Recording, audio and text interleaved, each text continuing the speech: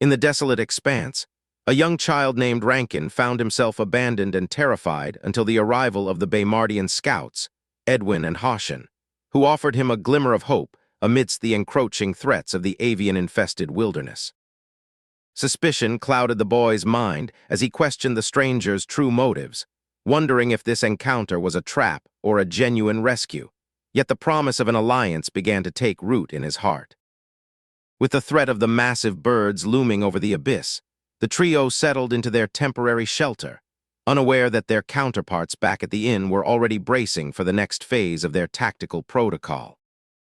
Back in Baymard, the administrative wheels turned with efficiency as Landon introduced the groundbreaking check system to his senior staff, aiming to modernize financial transactions before the upcoming mid-month payday rush.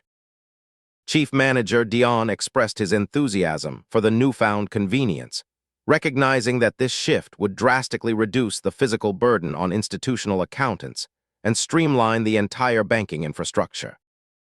Just as the planning reached its peak, a sudden system warning shattered the calm, signaling an incoming fleet that threatened the serenity of Baymard's coast.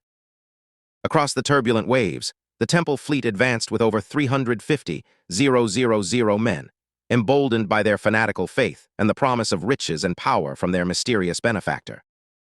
Adorned with their sacred rings, the primates clung to the belief in their inevitable victory, convinced that their god Dragmus would lead them to conquer Baymard and expand their influence across the continent. Blind to the technological advancements awaiting them, the leaders of the Temple fleet toasted to their god, unaware that their movements were already being tracked by the silent, electronic eyes of Baymard's coast guards. Their brief moments of serenity were interrupted by news of an approaching vessel, causing the primates to lash out in fury at the perceived insignificance of the small, fast ship. Admiral Trey, observing the formation from his cockpit, sensed the hostility and prepared his crew for a high-stakes encounter, fully aware of the trap the enemy had laid out. With a defiant smile, Trey initiated his daring plan, pushing the limits of his vessel as he entered the heart of the enemy formation, embracing the chaos with the precision of a master tactician. The battle erupted as Trey showcased his legendary, albeit reckless, driving skills, utilizing the physics of the sea to repel the Temple warriors attempting to storm his ship. Even in the heat of battle, Trey's eccentric nature emerged as he turned the skirmish into an impromptu physics lesson, his confidence unwavering despite the arrows raining down on his deck. With a strategic reversal, Trey shattered the integrity of the enemy's formation, forcing their wooden structures to buckle under the sheer pressure of his ship's movement. The danger peaked when a crew member fell wounded by an enemy arrow, forcing Trey to accelerate the retreat as he steered through the final gaps of the trap. Successfully breaking free from the suffocating formation, Trey vanished into the distance, leaving the infuriated primates to contemplate the overwhelming threat of these Baymardian ghosts. The tide turned as the Marine generals, Ruby and Yara, arrived on the scene, their presence exuding a murderous aura that signaled the beginning of the end for the Temple fleet. The skies darkened with the smoke of launched grenades as the Baymardian Marines swarmed the Temple fleet, their coordinated assault leaving the fanatics in utter shock.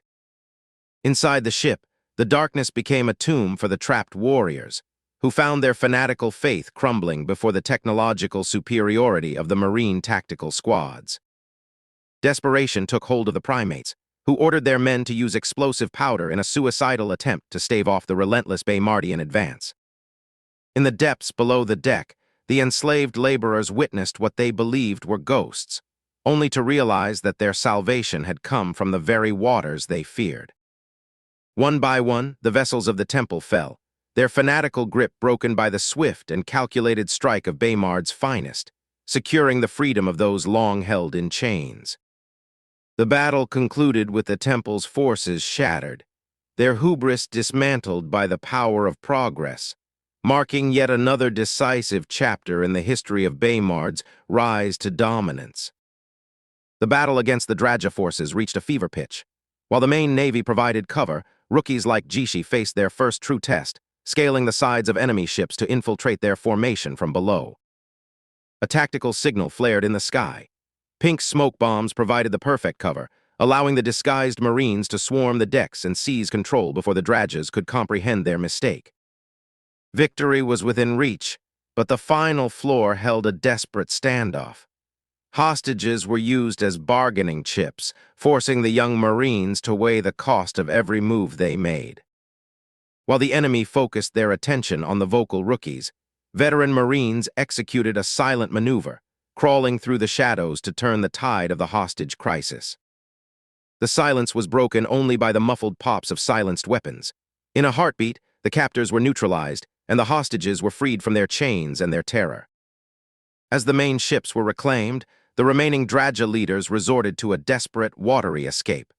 They hid within barrels, hoping to drift away unseen into the violent autumn waves. The battle finally reached its conclusion. Landon observed the aftermath with a steady gaze, knowing that this victory bought the Empire vital time to prepare for the challenges ahead. Far away in the capital, Xenia Madison harbored dangerous obsessions. Her eyes remained locked on a portrait of Henry Tudor, her mind weaving dark plots to secure a throne that she believed was hers by right. Within the walls of the Madison estate, Xenia's cruelty knew no bounds. She lashed out at her own servants, projecting her insecurities and murderous impulses onto those unfortunate enough to cross her path. The maid pleaded for her life, citing the new regulations that prohibited such violence, but Xenia viewed these rules as nothing but annoying obstacles to her absolute authority. Once the terrified servants were dismissed, Xenia summoned her shadow guards. Her hunger for power had grown beyond containment. She was prepared to eliminate any threat to her ambitions. Her mother, Countess Avery, arrived with a deceptive warmth. They discussed their future, disregarding concepts like love as mere trivialities in their quest for the highest possible social standing.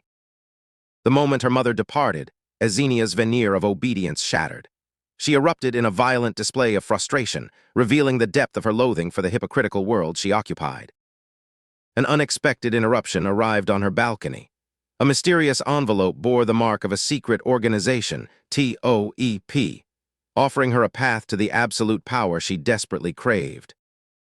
The letter extended an invitation to join the Order of Extraordinary Power. For Xenia, this was not just an opportunity. It was the ultimate tool to orchestrate the downfall of her enemies.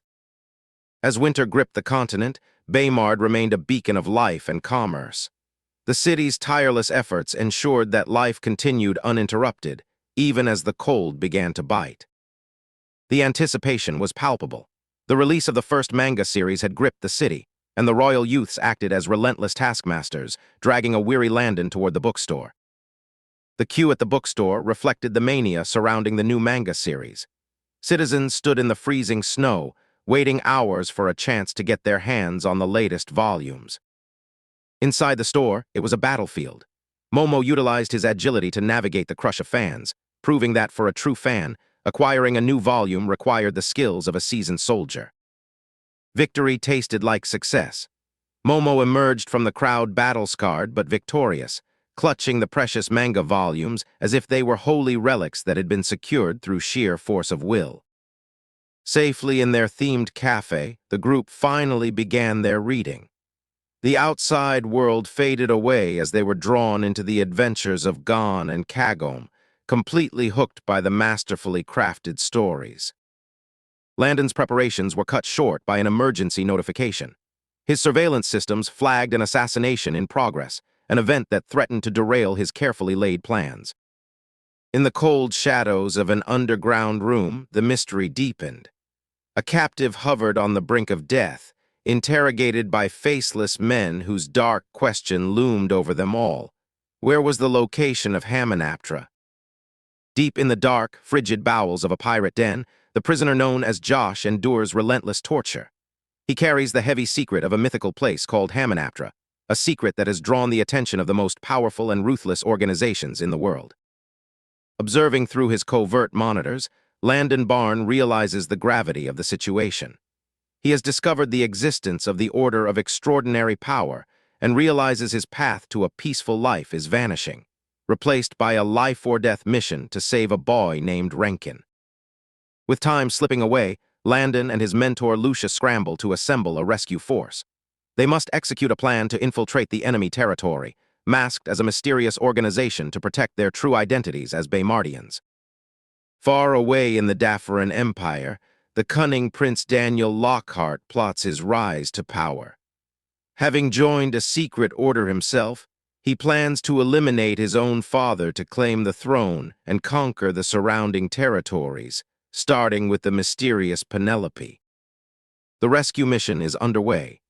As the ships slice through the freezing, salt-laden air, Landon and Lucy prepare for the chaos ahead, knowing that every choice could be the difference between life and death for their captured comrade. Landon addresses his elite Shaolin soldiers and Marines, stoking the fire of duty within them.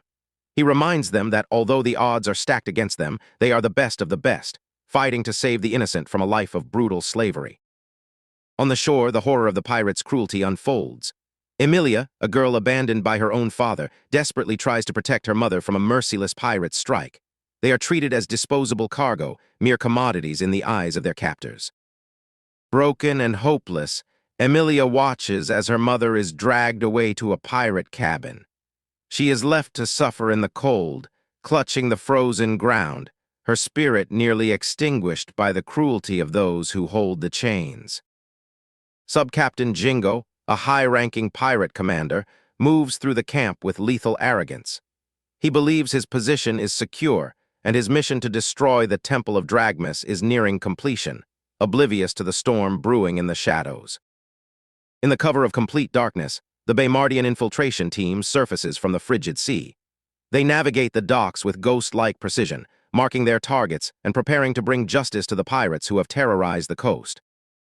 High in the trees, pirate scouts pass the time with arrogant banter, mocking the people of Pino and believing themselves safe from any threat.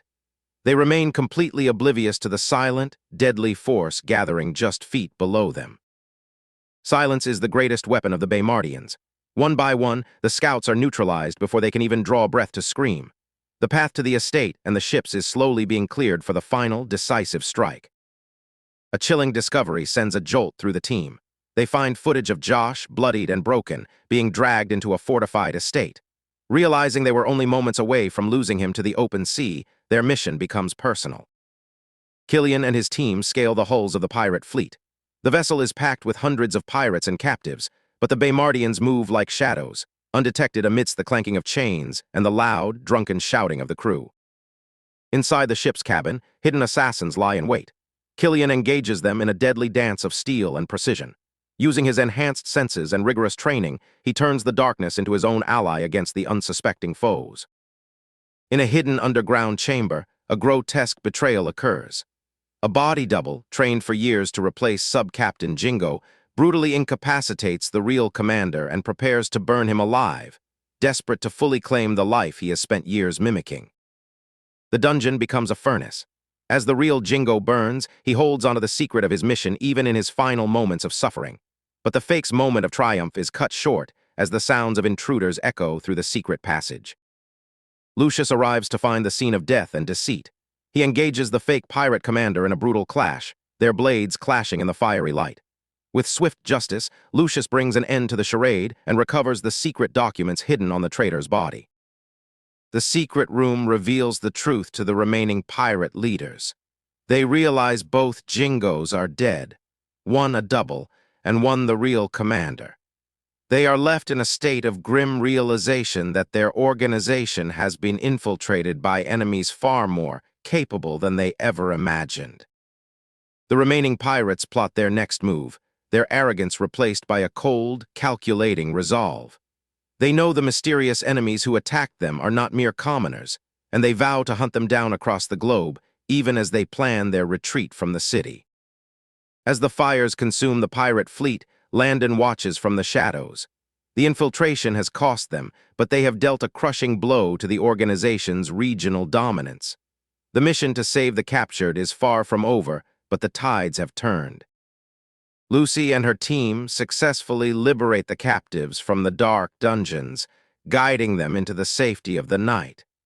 The innocent people who were once treated as disposable cargo are finally being returned to the light, though their journey to freedom has only just begun. The night of fire and shadow ends, and the Baymardians slip away before the sun can expose their presence. They leave behind a devastated enemy, a rescued captive, and a mystery that will haunt the secret organizations of the world for years to come. In the shadows of the pirate fleet, the Baymardian strike team launched their assault. Killian moved like a lethal phantom, his fans flashing through the gloom to dismantle the enemy's defenses before they even realized the threat was upon them. The pirates were shattered by a new brand of terror. With surgical precision and merciless speed, the invaders struck where it hurt most, leaving their foes trembling and broken on the blood-stained floor.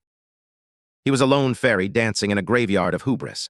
Every twirl and kick carved a path through the suffocating press of enemies, proving that in this claustrophobic theater of war, skill reigned supreme over brute force. The carnage left the captives in a daze of terror and confusion. Their brutal captors were gone, replaced by masked warriors who moved with an aura of cold, calculated lethality that no one dared to question. Landon coordinated the symphony of chaos from afar. As reports trickled in, the final pieces of the liberation effort fell into place, ensuring that when the sun rose, the shackles of the enslaved would be a memory of the past. The boy Rankin finally found the sanctuary he had barely dared to hope for. After endless nights of interrogation and fear, the arrival of his rescuers signaled the start of a new, uncertain life. The fleet slipped away, vanishing into the snowy horizon like spirits in the night. The town was left in a desolate silence, the enemy's control shattered by the precision of a ghost force they would never truly understand. For Emilia, the nightmare ended with a touch of freedom. The men in black, though mocking and cold, had acted as architects of their salvation, shattering the chains that held their bodies and spirits captive. Back in Baymard, the hum of progress was the only sound that mattered. Overseers Wiggins and Tim gazed at their latest marvel, headphones, knowing that these small devices would soon redefine the world's connection to sound. Innovation was the heartbeat of Baymard, and the next generation stood ready to learn its pulse. They were not just building gadgets, they were crafting the future, one circuit and one frequency at a time. But darkness brewed in the shadows of Tenola. Deep within a fortress strangulated by nature, the witches of Avedart performed their gruesome rites, their eyes set on a singular, exquisite target. These girls, barely into their teens, licked the blood of their sacrifices from their skin with divine ecstasy. To them, the cruelty was a path to immortality, a monthly necessity to maintain the beauty they guarded so fiercely. Their leader, Jamila, had found their newest prize.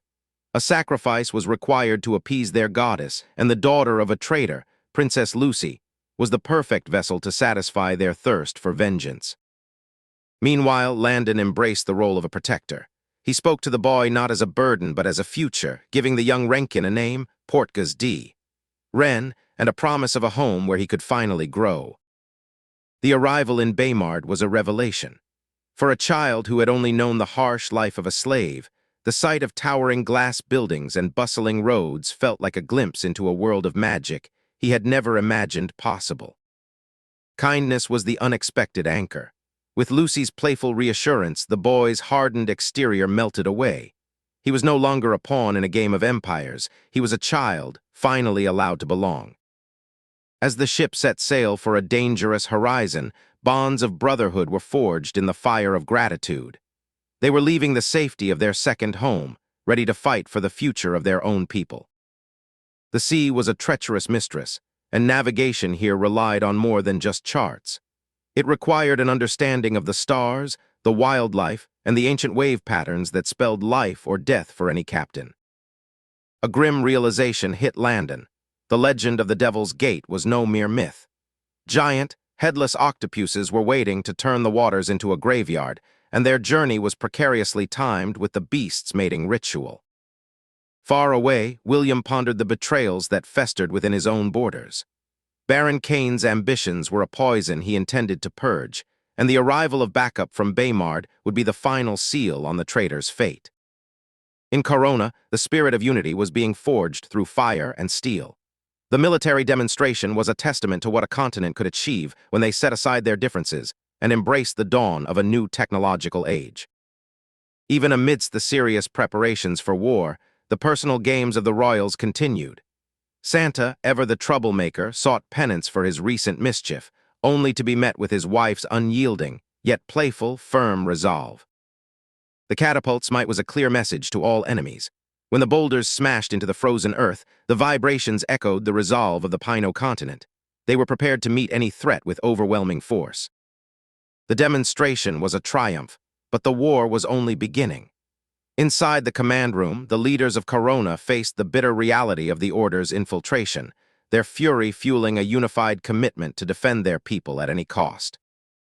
Within the heart of the capital, the leaders of Corona face a dire threat. With the coastal regions under attack, the Queen and her advisors begin drafting a clandestine plan, coordinating with their allies in Baymard to fortify their borders and prepare for the encroaching shadow of war.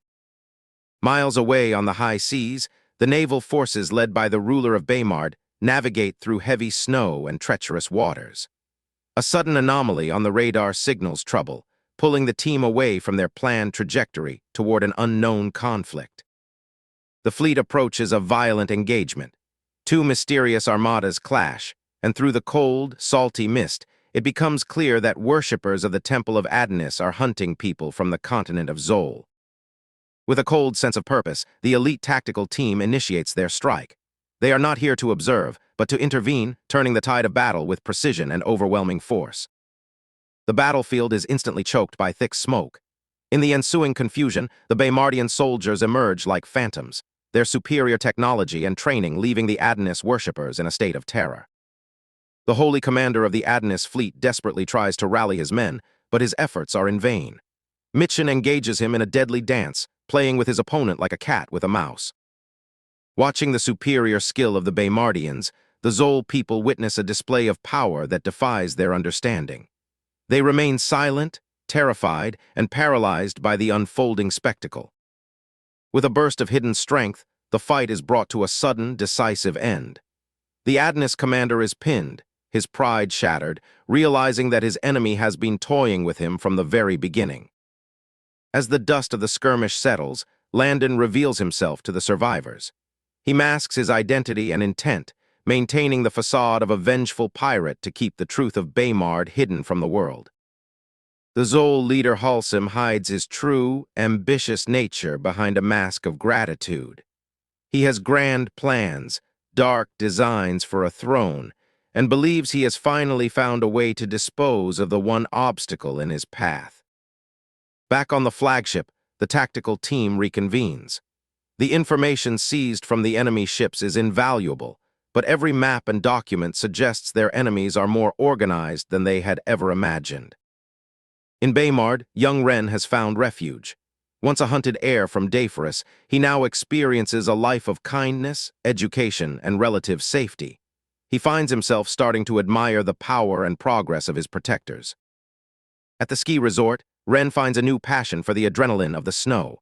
His young, flexible frame masters the sport with surprising speed, making him a mini-celebrity among the park regulars. Meanwhile, the secret vacation of the Queen Mother faces a sudden, catastrophic end. Her husband, the King Father, has sniffed out her trail, and a humorous game of cat and mouse begins through the palace grounds. The King Father remains steadfast, knowing exactly how to corner his wife despite her elaborate network of palace spies and secret passages. He waits with the patience of a man who knows he has already won. Caught in the act, the Queen Mother's grand escape collapses. Yet, seeing the genuine concern behind her husband's watchful eyes, she finds herself unable to maintain her anger, realizing how much he truly cares. As winter reaches its zenith, the fleet arrives at the shores of Zalipnia. The environment itself acts as a lethal guard, with winds strong enough to lift livestock and heavy armor into the freezing air. To combat the environment, the Baymardians rely on calculated physics. Every soldier is weighed, every piece of equipment reinforced, turning the lethal wind into a tool for movement rather than an obstacle. Before the doors of the transport ships open, Landon issues the final order. The mission is not just to conquer the city, but to reclaim it from the Adonis worshippers who have turned this land into a prison. The ramp lowers. The gale hits them like a physical blow, yet the heavy tactical vehicles roll out, unfazed by the ferocious elements. The silent invasion of Zalipnia has begun. Using the very environment that threatens them, elite soldiers like Winnie harness the winds. They become projectiles of retribution, descending upon unsuspecting Adonis guards with lethal speed. Inside the fortified city lord's estate, the Adonis leadership is confronted with the tremors of their impending doom.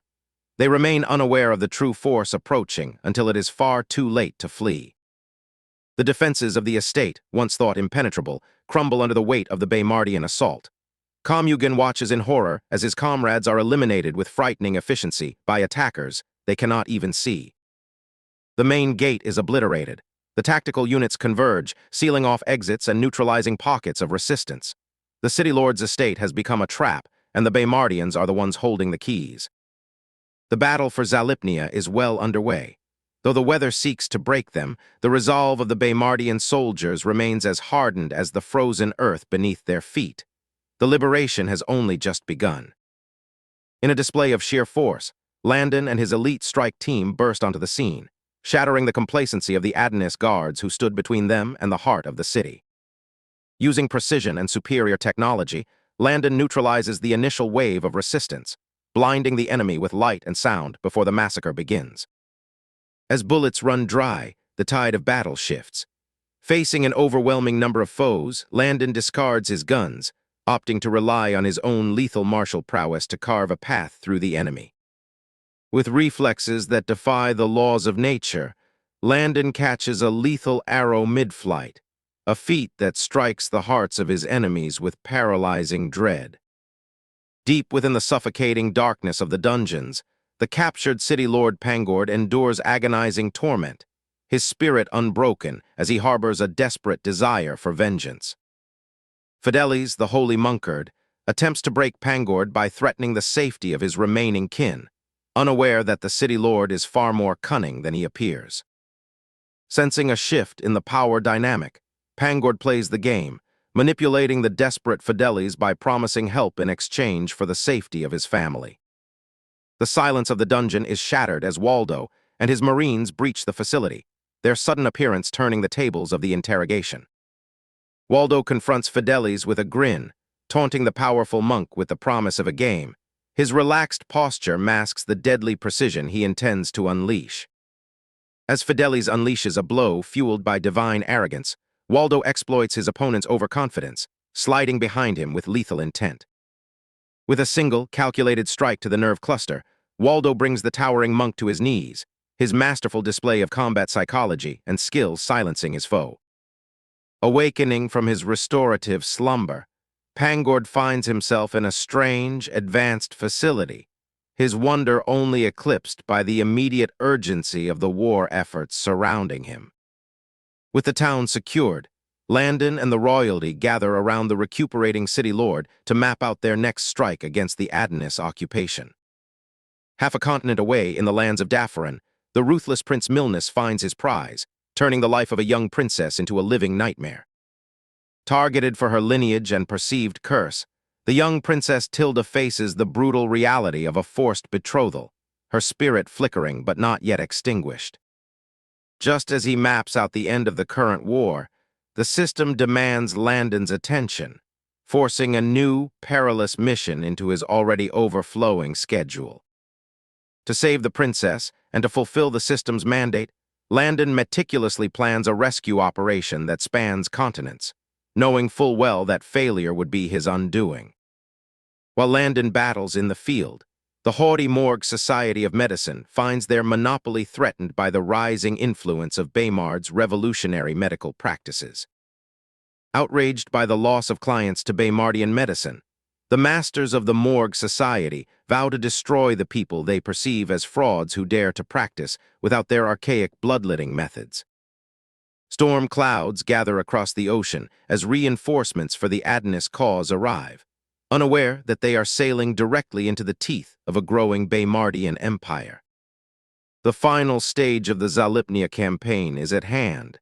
Landon prepares for the assault on the capital, the deciding moment of his efforts to secure the empire. With a final rousing speech, Landon ignites the fighting spirit of his men, steeling their nerves for the imminent, brutal push into the heart of the enemy's stronghold. The battle for the capital erupts in a storm of fire and steel, as Baymard's advanced artillery forces the gates open, catching the Adonis defenders in a lethal trap. The streets of the capital are reclaimed by force. Landon's forces move with surgical speed, clearing every block of the occupying Adonis soldiers. Strategic lockdown is enforced, walls are manned, and the hunters become the hunted as the occupation forces are systematically dismantled by the superior tactical reach of Baymard. The stage is set, the trap is sprung, and the path to the main palace is clear. Landon moves to strike the final blow that will end the Adonis occupation forever. As the war forces approached the heart of the capital, the invaders remained blissfully unaware of the storm brewing. Andrew led the charge, his heart burning with a need for vengeance, while the palace, isolated and arrogant, sat in silence, completely unprepared for the technological nightmare arriving at their door. Inside the palace, the holy Cardinal Francisco Tunio Roman IV grew frustrated with his subordinates' failures. He spoke of Adonis's wrath, unaware that the very destruction he invoked was moments away from becoming a terrifying, fiery reality. A thunderous roar echoed through the capital, not of divine punishment, but of man-made destruction. Orange flames billowed into the sky as the gates fell, shattering the invaders' hubris and replacing their holy fear with the desperate realization of an enemy attack. The palace gates were obliterated, and the invaders were caught in a whirlwind of mechanical chaos. The Baymard forces drove through like ghosts of steel, their weapons raining down suppression that sent the Adonis warriors scrambling in a desperate, frantic dance for survival. Fear finally took root in the hearts of the Adonis followers. Yachman, watching his supposedly invincible superior fall to a weapon he didn't understand, realized that the legends of their immortality were nothing more than fragile lies against the power of true innovation. Landon held the reins of the battlefield, his voice echoing through the communicators as he orchestrated a 5-minute trap. The net was closing, and the central sector would soon be under the total control of his units. The two forces finally stood face to face. Landon stared down the cardinal, spotting the high-ranking officers among the crowd. He sought not to destroy them, but to capture them, to ensure that justice for the Zalipnian people would be carried out by their own hands. The clash of titans began. Landon moved with the fluid grace of Wing Chun, deflecting every brutal, rage-fueled attack from the Adonis warriors. Each strike he dealt echoed through the ranks, breaking bones and shattering the enemy's confidence in their own strength. The Adonis warriors grew desperate, their eyes widening as they realized they were facing something far beyond their training. Landon crippled them with clinical efficiency, snapping positions and tapping pressure points until his enemies were broken and immobilized at his feet. Finally, Francisco himself stepped into the fray. He fought with the desperation of a man whose ego had been shattered. But Landon was relentless, dismantling the Cardinal's defense until Francisco lost consciousness, his pride buried beneath the dust of the battlefield. With the battles concluded, aid arrived on the 6th day. Supplies flowed into the city as the Baymardians worked alongside the survivors. The dark shadow of Adonis's rule began to lift, replaced by the organized, restorative hand of a new beginning. Andrew and Lucia led the way back to the hidden city. After a year of silence, the return of the royals signaled the end of their forced hiding. The moment they arrived, the atmosphere shifted from stifling silence to overwhelming, tear-filled reunions. The queen's cries echoed through the hidden golden city. After months of terror, her babies were finally home. The entire population joined in, their tears of grief turning into cheers as they realized their beloved Zalipnia was finally safe from the grasp of tyrants. Upon their return to the palace, the atmosphere was thick with gratitude. Other and Beverly approached Landon, the weight of their duty bowing to the man who had saved not just their kingdom, but their family. They knew the era of oppression was truly over. While the kingdom celebrated, a different battle raged in Baymard. Mother Kim was in labor, and Lucius waited in agonizing silence. The tension in the palace was thick. For them, this birth was the true future of their lineage. In the midst of the birthing pain, a soul from a distant, primitive past stirred. The girl known as Blue Hair, a product of the late Stone Age, found her consciousness shifting from the darkness of death to a light that felt far too warm and strange to be the world she once knew. The struggle ended with a cry that heralded a new beginning. Little Cora entered the world, a child of both modern strength and ancient spirit. As her eyes flickered open, she looked out upon a world of metal and light, a far cry from the stone axes and caves of her former life.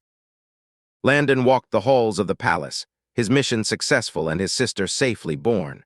The future was bright, the treaties were being signed, and for the first time in a long time he felt the heavy burden of duty lift just enough for him to hum a tune of freedom. But peace was a fleeting thing. Far away, the spring rains masked a new threat. Over 250 warships converged on Tariq, their size and scale a testament to an enemy that viewed the world not as a home, but as a territory to be conquered. The horns of war sounded across Tariq, echoing the desperate reality of an impending siege. The soldiers, trained in the ways of Baymard, did not panic. They moved with the precision of gears in a clock, ready to defend their shores against the encroaching shadow. The first volley struck true. With weapons born of innovation and tactical brilliance, the Tariquan forces turned the tide before the enemy could even land. The massive ships, once thought invincible, began to falter under the weight of precise, calculated destruction. Rodham watched in disbelief as his pride was shredded.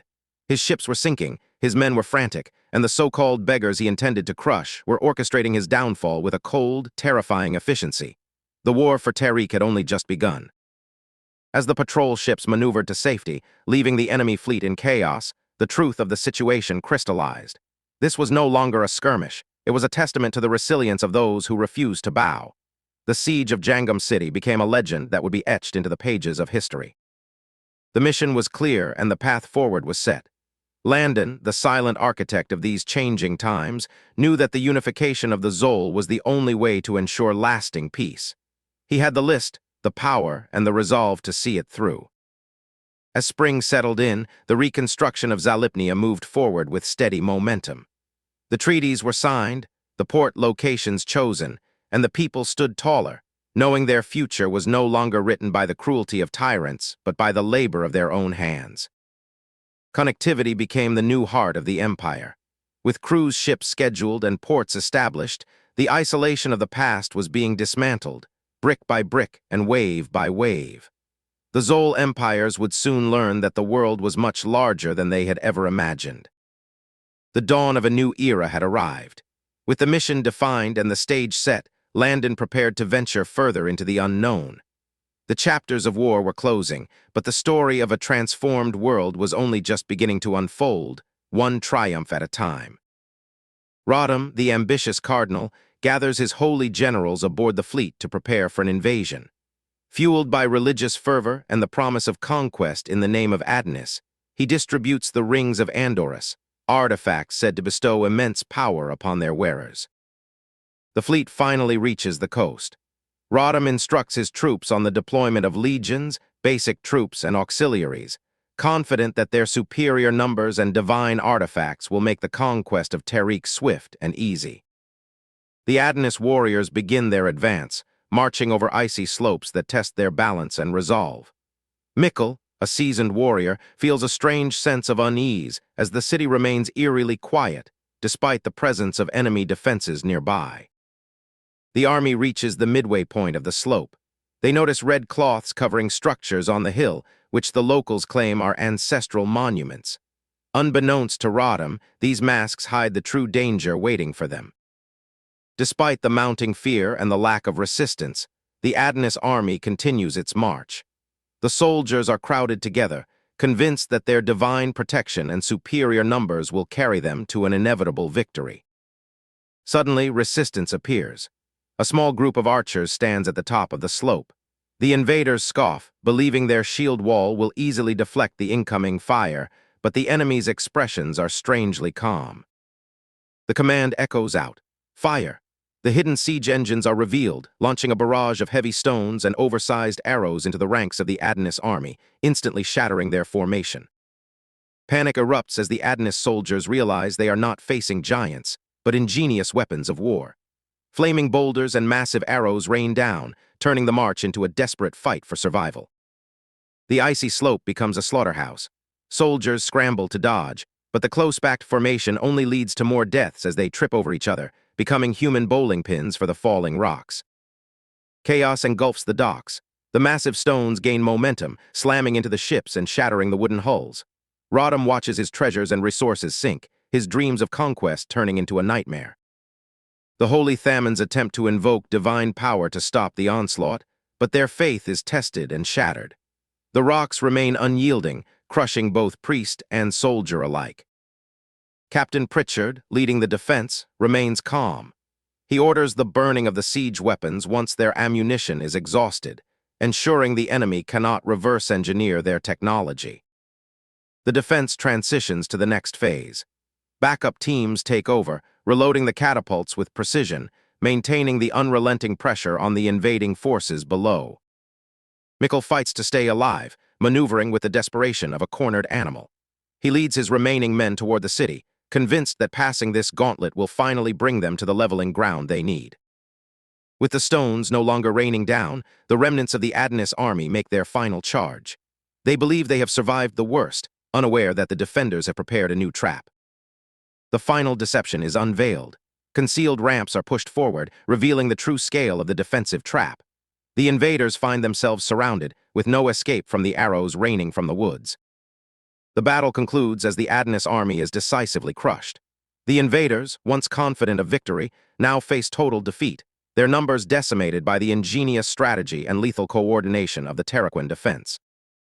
Rodham, once a powerful cardinal, now sits in chains in a cold, damp cell.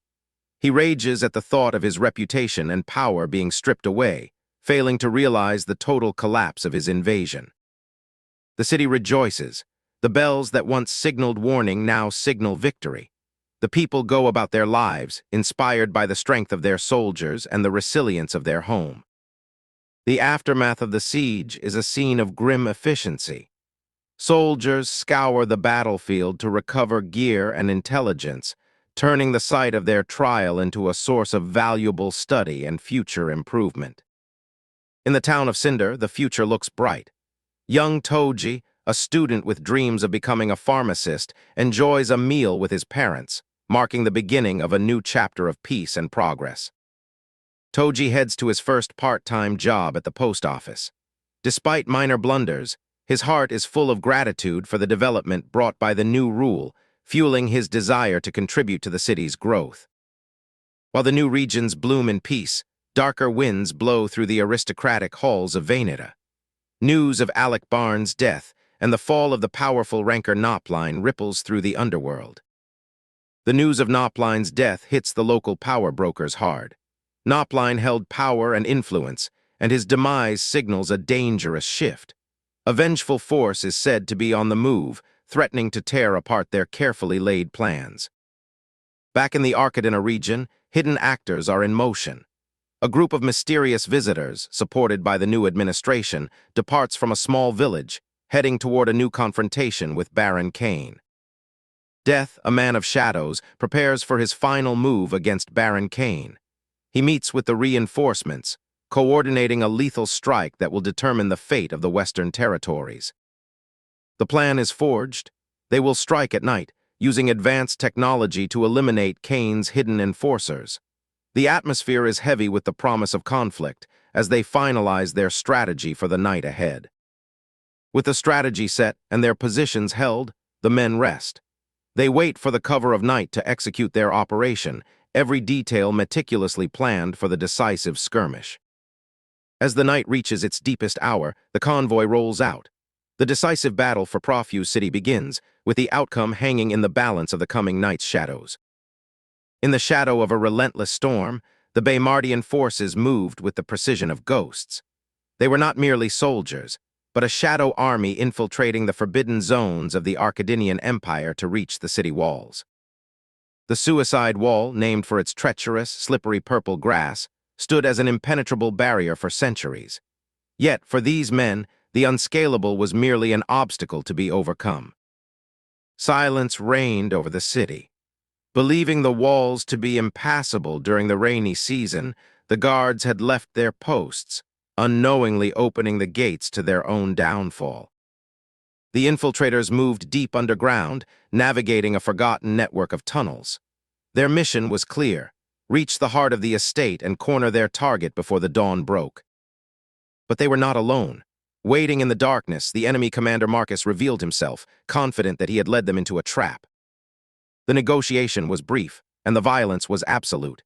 Killian realized that diplomacy had failed and that the survival of his mission rested on his trigger finger.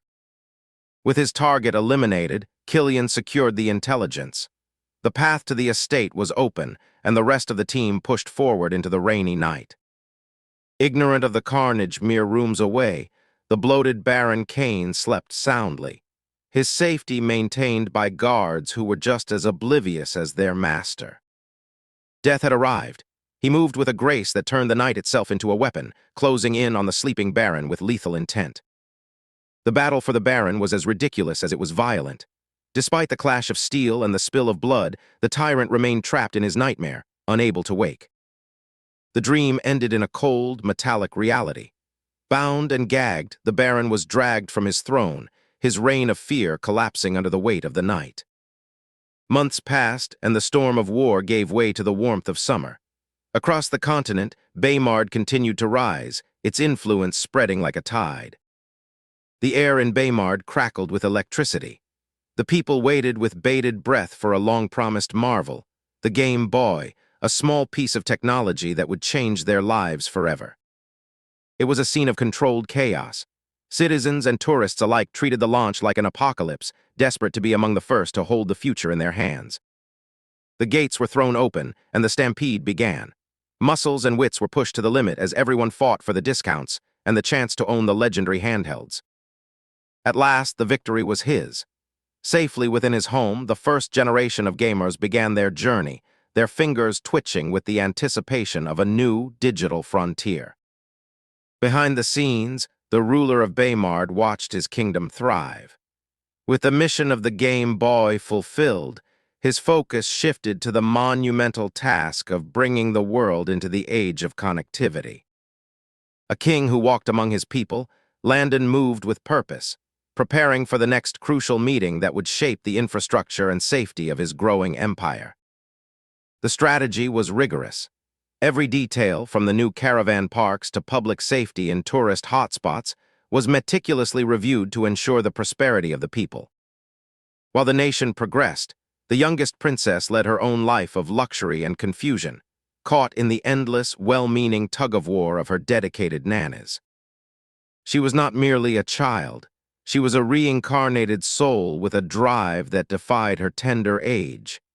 Every fall was a lesson, and every attempt was a step toward the future. Her father, Lucius, was a warrior in his own right, but his fiercest battles were fought with diapers, bottles, and a protective, overbearing love for his little princess. Meanwhile, the shadow of danger loomed over the diplomat Henry. Having narrowly survived an assassination attempt, he felt the walls closing in, uncertainty gnawing at his peace. In the hidden corners of the noble districts, the mastermind Xenia plotted, counting the days until her plans would come to fruition. She was playing a dangerous game, one that required patience and blood. As summer deepened, the threads of fate intertwined. From the simple joys of a child learning to walk to the grand designs of empires, the story of Baymard was only just beginning. In the sprawling, newly expanded barracks of Baymard, Landon Barn observed the fruits of years of military reform. The expansion projects were complete, designed for a future where continents stood united under his vision, ensuring Baymard's legacy remained secure. Arriving at Sector Y, the air grew tense with anticipation. Generals stood in rigid formation, their salutes precise and disciplined. This was no ordinary drill. The time for the high-stakes rescue mission had finally arrived. Inside the auditorium, the atmosphere was thick with nervous energy. Veterans and recruits alike, usually rowdy, sat in dead silence the moment the leadership entered, a testament to the discipline Landon had instilled in his forces. Landon stood before the sea of faces, his demeanor serious. The mission was clear, a rescue operation for Princess Tilda Lockhart. The objective was surgical, retrieve the target without triggering an international incident. The briefing intensified as teams grabbed their assigned folders. Strategy was everything. They were to arrive by air, coordinate by sea, and execute the extraction under the cover of night, using deception to mirror the chaos of a celestial punishment. Landon dissected the potential challenges: the sprawling, complex nature of the target palace, the need for infiltration, and the secondary mission of rescuing the princess's grandmother, the only soul who had shown the girl true kindness. Just as the briefing concluded, an internal alert shattered his focus. The system warned of civilians held hostage. The perpetrators weren't ghosts or soldiers, but a fanatical, dangerous group known as the Witches. Landon raced toward the district, questioning the system's revelation. Witches. The system clarified they were no magical coven, but fanatics, and one of them was a terrifying remnant of a dying, gifted lineage, an eye-witcher capable of seeing through birds. Hidden in a modest motel, the Witches watched the streets. Their fanatical goal was clear: seize Princess Lucy, whom they believed to be the mastermind behind Baymard's technology, and enslave the men they captured. Unaware of the encroaching danger, Princess Lucy went about her busy day, balancing public service with the safety of her infant sister-in-law, Cora. The city was oblivious to the deadly game of cat and mouse unfolding. Inside the motel, the Witches prepared their grim equipment. They saw Baymard as a land of weak, misguided men, and they intended to strike, convinced that their path was ordained by their twisted goddess. But they underestimated the vigilance of the king. Landon intercepted their brutality just as they moved to slaughter their hostages. In the face of justice, there was no gender, only the harsh consequences of their crimes. The battle erupted instantly. Landon moved with lethal precision, dodging strikes and returning blows. The assassins fought with frantic intensity, relying on their training and the last vestiges of their hidden ancient gifts. Desperate, the witch unleashed her final technique, telekinetic control. She turned her own weapon against the king, sacrificing her sanity and energy for a singular, murderous intent. In a twist of cruel fate, Landon's reflexes outmatched the weapon. The dagger missed its mark, finding its way into the assassin's own chest. The room fell silent as the threat was neutralized. The threat inside the motel was over, but the danger to the city remained. Landon placed the call to Scotland Yard, level 54.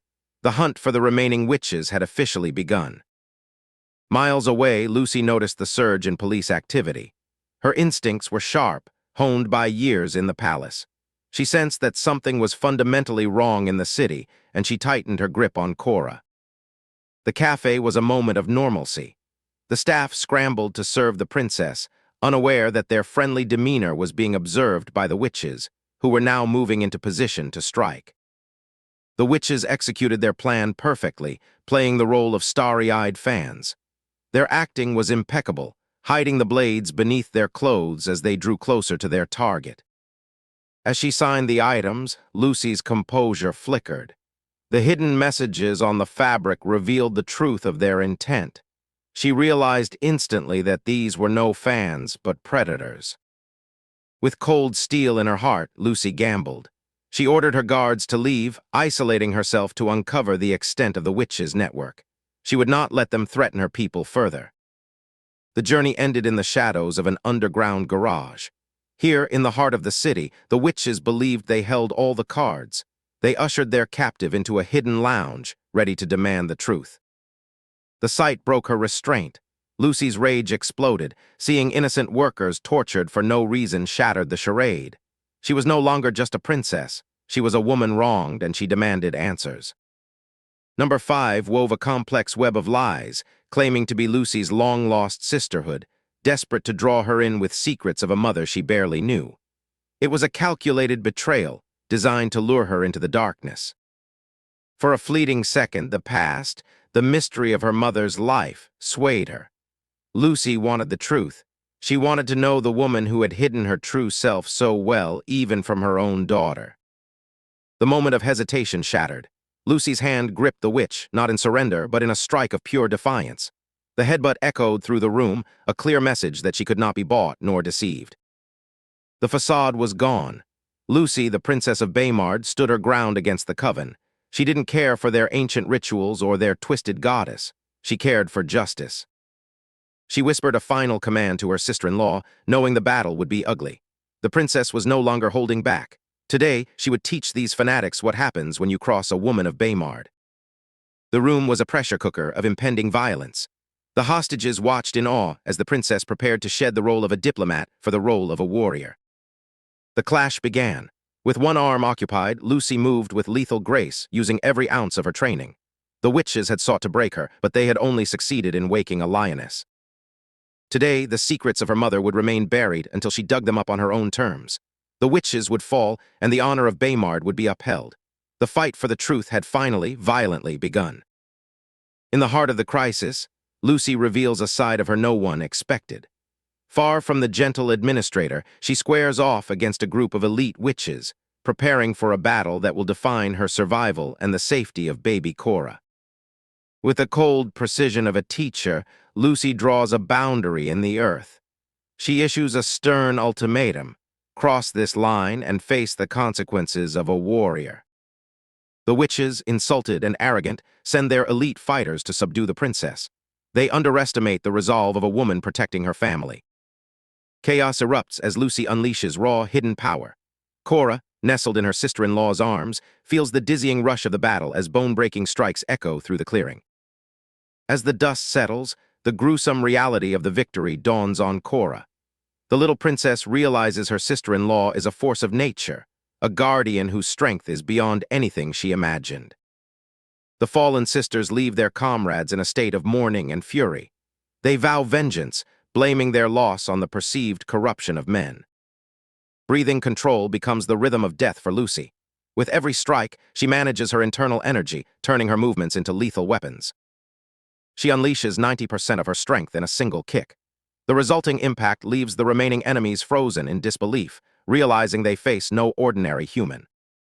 Her body begins to protest the strain, but Lucy's mind remains locked on the mission. She knows the elite assassins are adapting, making them more dangerous than any threat she has faced before. Number 5 watches with cruel intent, waiting for an opening. She knows that as long as the baby is unharmed, she has a leverage point that can break the traitor's daughter. Just as the fatal blade draws near, a mysterious intervention alters the course of the battle. Hope arrives in a shadow, turning the tide of the skirmish. Landon arrives, his presence cutting through the tension like steel. The hostages find sudden relief, while the assassins realize their mission has turned from capture to survival. Landon allows the leader to escape, tracking her secretly while ensuring the others are dealt with. He plays the long game, tracing the path to the witch's true lair. The battle ends, but the guilt remains. Landon reaches his bride, heart heavy with the weight of the danger she faced. He had let her fight for growth, but seeing her injured breaks his resolve. Cora, sensing the tension, lets out a deafening wail. It is a necessary disruption, forcing the lovebirds back to reality and shifting the focus to the urgent needs of the hostages and the cleanup. The news spreads through the capital like wildfire. People feel secure, celebrating the princess's strength and the unwavering efficiency of the law, cementing Baymard's reputation as a sanctuary of order. Far from Pino, in a hidden estate, the atmosphere is suffocating. Over 30 masked figures await their leader, their silence speaking of the absolute terror the burly giant at the head of the table commands.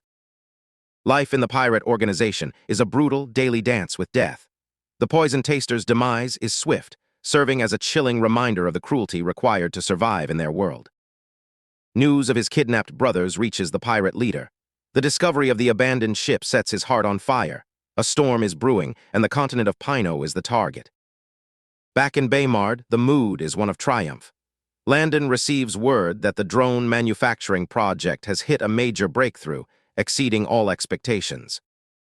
The weapon manufacturing industry showcases their latest creations, drones. They are the future of reconnaissance, small, agile, and capable of changing the face of warfare forever. The room erupts in applause as the drones hover.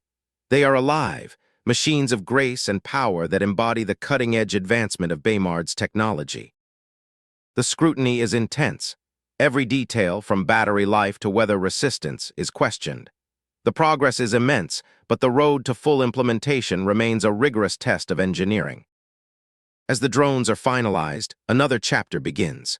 Foreign guests from Zalipnia, including King Uther and Queen Beverly, arrive for the upcoming royal wedding. The visitors are stunned. Baymard's architectural marvels, once just stories, now stand before them in all their glory, promising an era of prosperity they can barely comprehend. The arrival is a historic moment. The royal families meet, with cameras documenting the diplomacy and bonds being formed between the two empires as the wedding clock ticks down. The joy is shattered in an instant. A dark, systemic notification appears, assigning a mission of world-saving stakes on the eve of his wedding. Landon is left to face the cruel irony of destiny as he prepares for his most daunting challenge yet.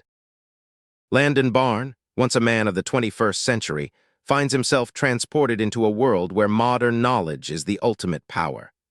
As he digests the grim data about a burgeoning zombie plague, he knows he must act fast to prevent an epidemic from consuming the world. Inside the mysterious white space of the system, Landon strategizes. He is not just a leader, he is the savior, determined to deploy doctors and researchers to the heart of the Ramain continent before the plague spirals into a global pandemic. Back in Baymard, the work is grueling. Landon delves into the microscopic world, testing samples and refining the vaccine formula. He realizes that this battle requires more than just military might. It demands the brilliance of science.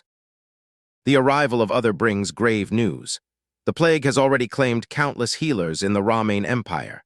Other, desperate to save his people, looks to Landon as their final hope, laying out the grim reality of the encroaching death. With the Zalipnian delegation fearing the worst, Landon suddenly bursts into laughter. By breaking the tension, he reminds them that while the threat is real, panic will not save them. Baymard stands ready to lend its strength. Baymard is more than just a city, it is a fortress of progress. Landon reveals the documentation of past successes to reassure his allies. The Zalipnians are awestruck by the sheer discipline and technology displayed by the Baymardian medical teams. As the visitors explore Baymard, their eyes widen at the marvels before them. From the soaring glass buildings to the organized traffic, the city is a testament to the order that Landon has brought to this chaotic land. With the diplomatic matters moving forward, Landon slips away to the lower region. Here, the hum of industry provides the backbone for the empire's survival. He heads to the food manufacturing industry, a hub of innovation.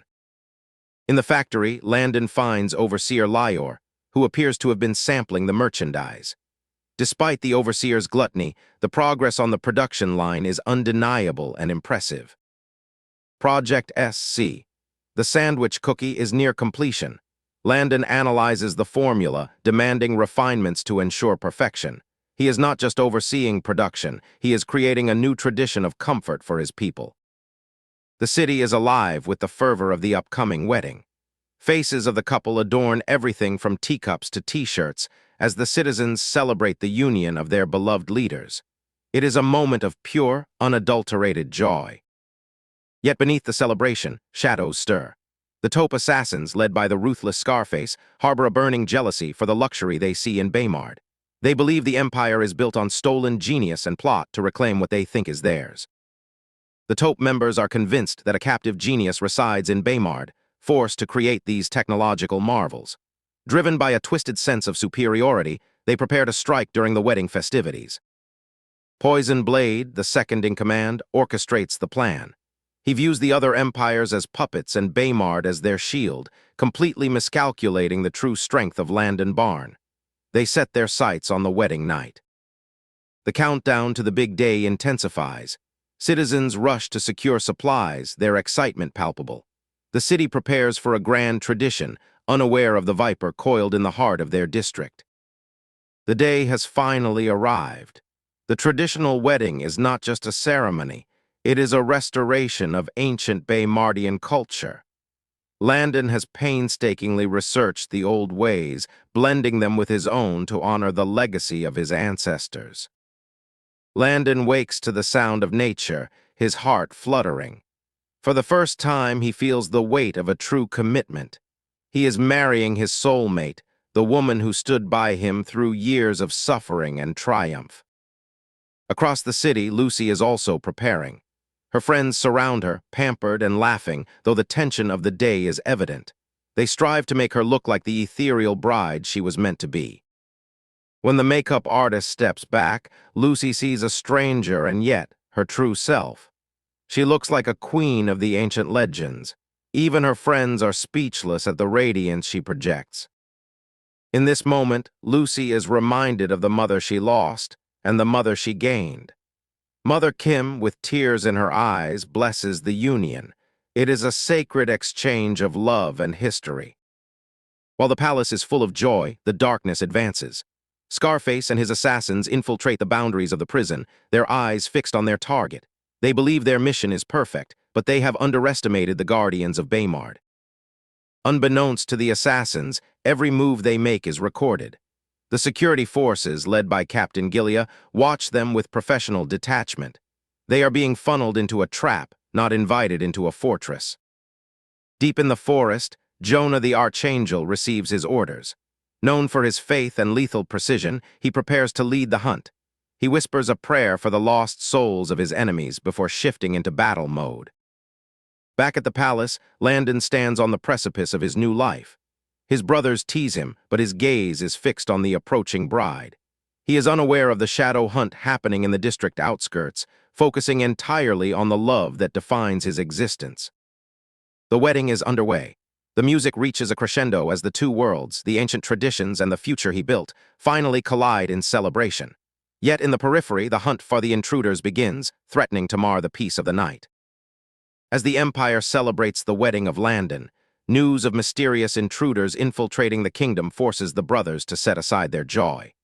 The royal brothers, including Sirius and William, unite to address the threat, realizing these enemies might be targeting their high-profile prisoners. The brothers discuss the intruders' primary goals. Could they be here to rescue the dangerous criminals, assassins, and foreign royalty like Prince Sky locked away in their dungeons? The danger to the Empire feels more real than ever. Flashbacks reveal the arrogance of the Vanida Empire, whose royal envoys had marched to the capital previously, backed by 18,000 men, to demand Prince Sky's release and threaten war against Penelope's corona. Penelope had stood her ground, unmoved by the threats. She had already locked Sky away for his attempt to usurp her throne and was not about to be intimidated by foreign demands for his return. Back at the wedding, the mood shifts as a star. The young and seemingly oblivious member offers simple advice that somehow resonates with the adults as sage wisdom, much to Landon's bewilderment. Landon shakes off his confusion and takes control, ordering tightened security across the entire empire, especially around the hotels and ports, to prevent any hostage situations during the hunt. At the crime scene, the elite FBI agents Martha, Chris, and Jake arrive to assist Chief Hawkins. Their professional demeanor immediately sets a new tone for the investigation. Martha demonstrates incredible deduction skills, identifying subtle footprints that others completely missed. She realizes the intruders are highly skilled assassins, likely trained to move using only their toes. The agents uncover hidden bags containing clothes and knives. Martha identifies the precise weapon used, a Santoku blade, by the unique pattern it left on the fabric, further confirming the intruder's professional status. The final clue, a set of hotel keys, breaks the case wide open. Hawkins quickly mobilizes his units to track the intruders down, feeling as if the puzzle is finally coming together. Meanwhile, the elite Silver Fox Brigade led by Jonah the Archangel advances toward Bushy Valley.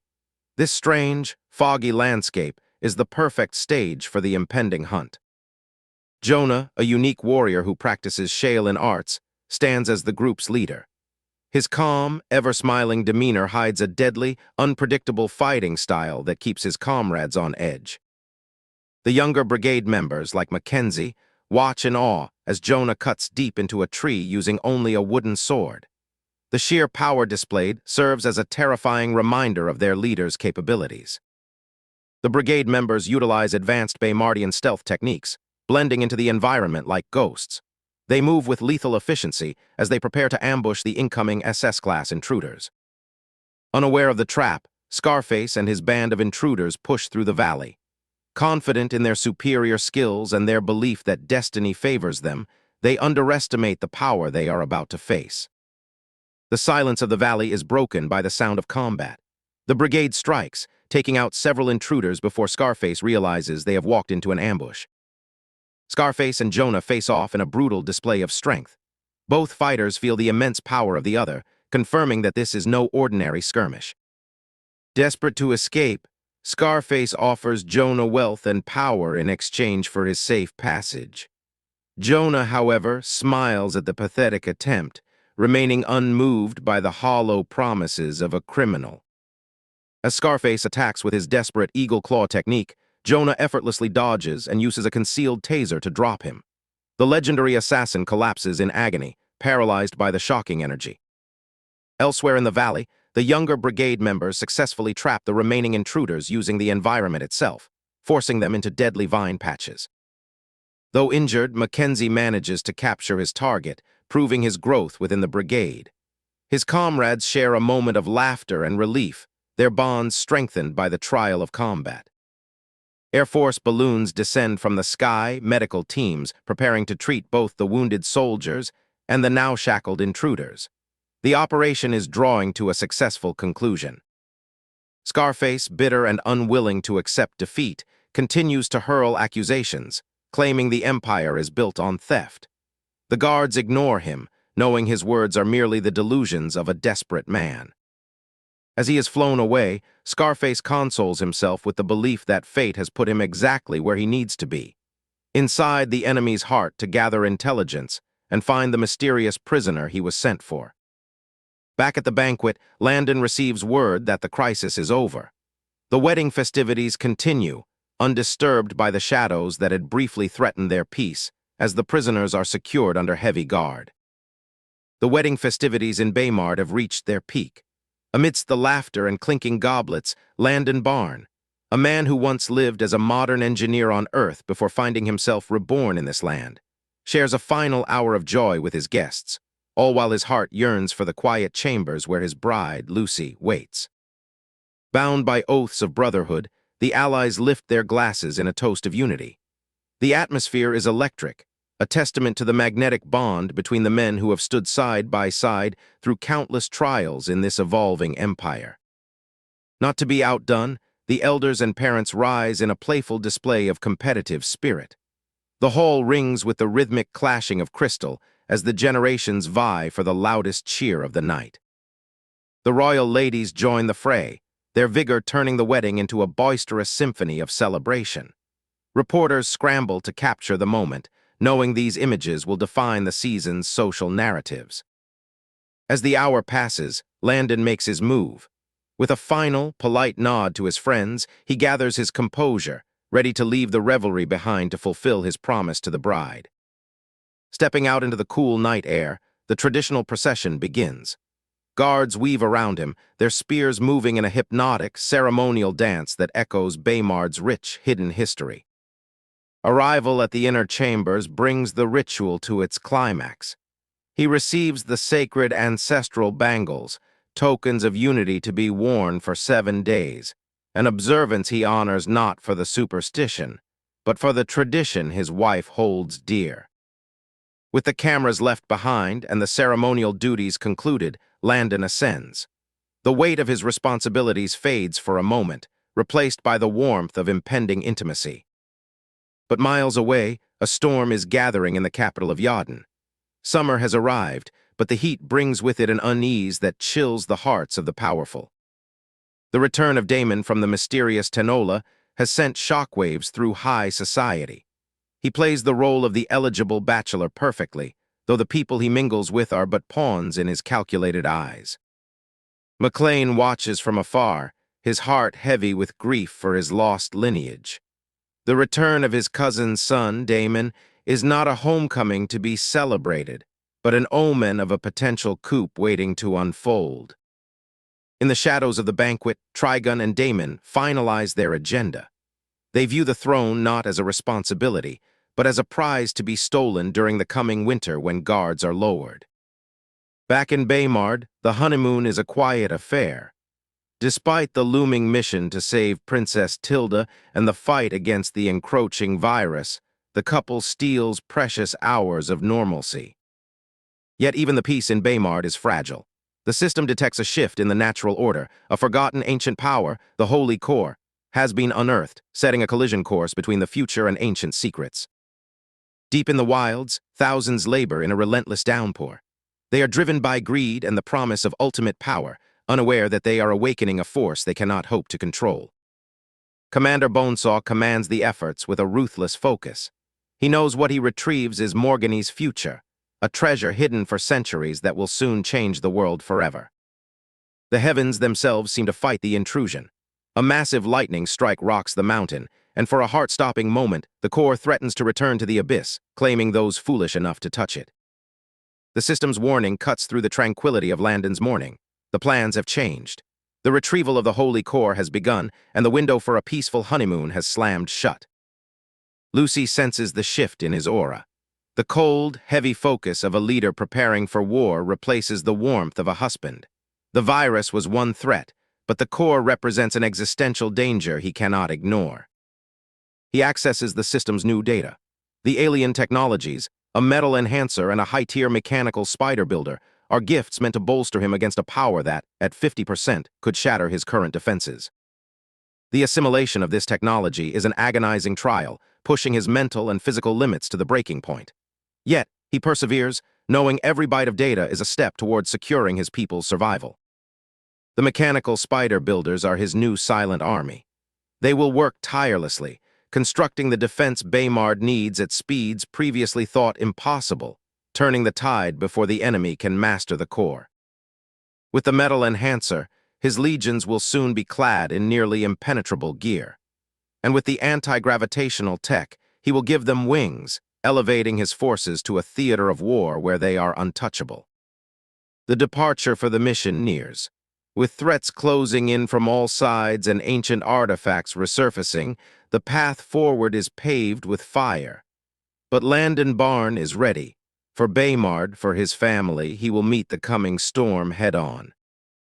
The coastal city of Patis thrives under the summer sun, a bustling hub where the reforms of Baymard take root.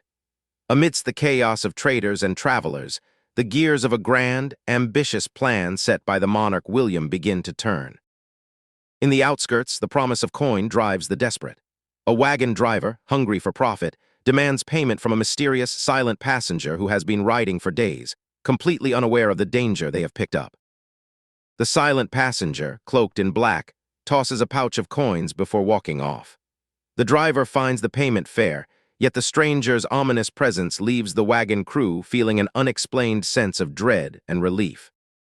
Navigating the maze of city alleys, the cloaked figure reaches Jillian's tavern. With a secret password, the traveler is recognized, marking a return to the shadows where the organization's hidden reach begins. Inside the sanctuary of the tavern, the facade falls away. Number 5 collapses, the pain of a deep, festering gut wound overwhelming her. She had survived the journey through sheer will, but her strength is at its absolute limit. Trained to survive, the assassin treats her own fatal injury with clinical precision. There is no time for rest. The mission is all that matters, and the Elder's summons are already echoing in her mind. Following her guide through a deceptive janitor's closet, the passage leads deep below the tavern.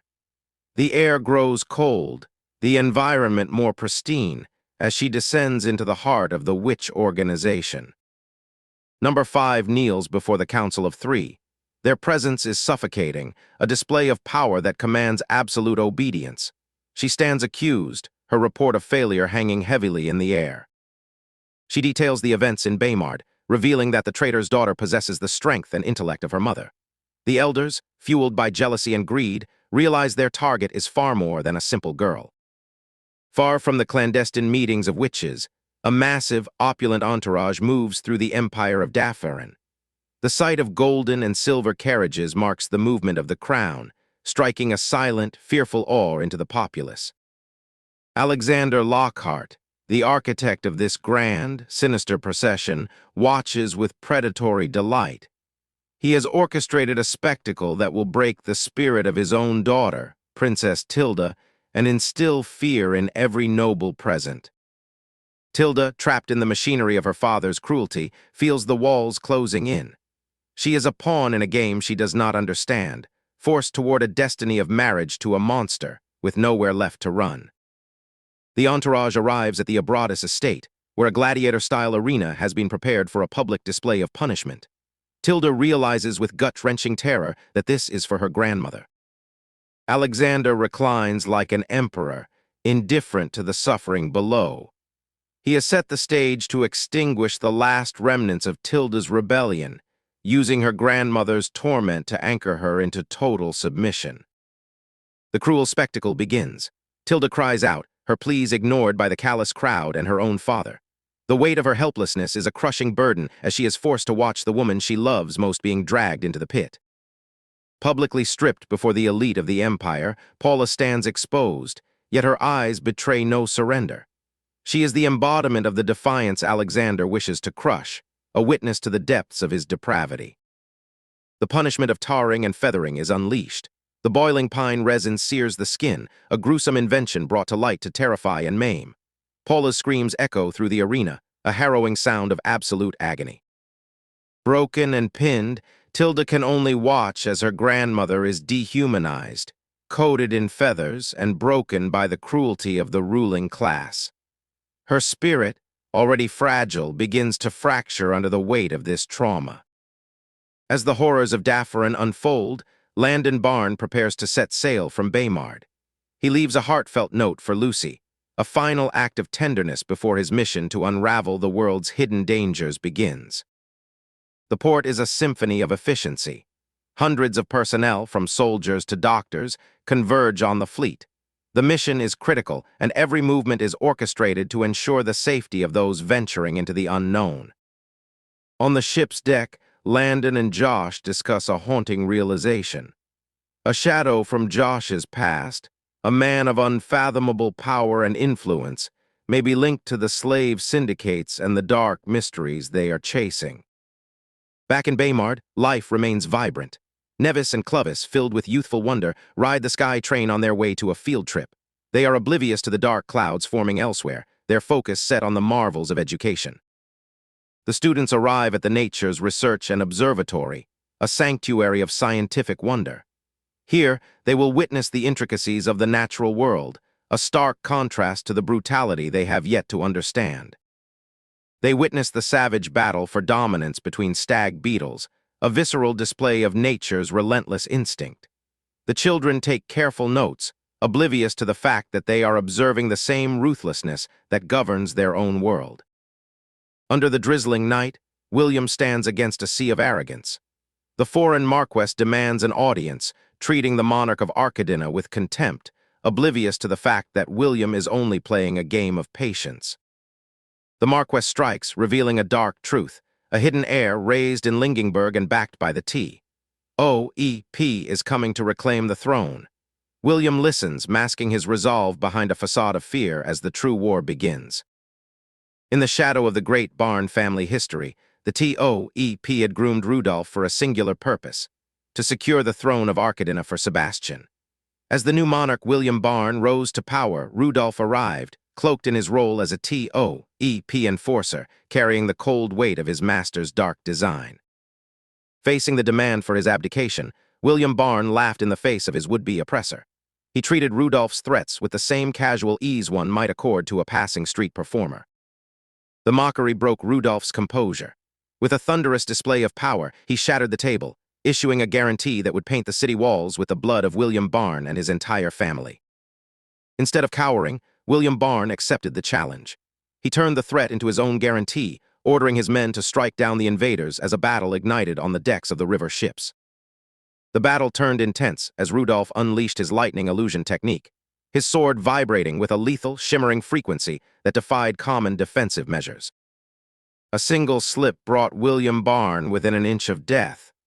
Rudolph's blade grazed him, a testament to the deadly precision of the techniques taught in Morgany.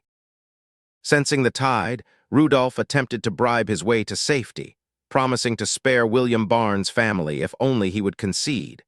He underestimated the resolve of the man before him. With a cold, calculating mind, William Barn executed his trap. He exploited a gap in the deck, pinning Rudolph and rendering his overwhelming physical advantage useless. The tables turned as William Barn unleashed a flurry of decisive strikes, dislocating Rudolph's jaw and effectively ending the threat, silencing his arrogant demands forever. Back in the sanctuary of his domain, Landon, a man who had navigated the complex fate of transmigration to lead Baymard, was jolted from his sleep by the chaotic notifications of William Barn's struggle. The mission was clear: Landon, known as Landon Barn, and Josh navigated the dark waters to initiate their secret operations, posing as humble peasants to evade the watchful eyes of their enemies. As they approached the docks, they were forced to share the water with the fleet of Chariton Java, a famous alchemist whose influence was felt even by those who sought to dismantle the existing power structures. Then came the man of the hour, Chariton Java. Proud and disdainful, he made his entrance, unaware that his act of kindness toward the peasants was about to backfire on his own schemes. Mistaking Landon's team for mere runaway slaves, Chariton Java saw an opportunity to satisfy his men. He offered to pay their docking fees, intending to use them as playthings for his returning forces. But Landon had other plans. With an academy-worthy performance, he rejected the offer, successfully baiting Chariton Java into a persistent, suspicious pursuit while shielding his real identity. As he retreated, Landon recognized the weaponry, the lethal Modau. He realized the hidden depths of danger within these lands and the necessity of extreme vigilance for the mission ahead. With their disguises refreshed and their senses sharpened, the group prepared for the final phase. They had to vanish before the city's curfew and infiltrate the heart of the city lord's estate. Unbeknownst to all, Chariton Java was merely a pawn in a greater game. As he plotted to use the peasants for his men's debauchery, he was actually facilitating a theft for his secret master.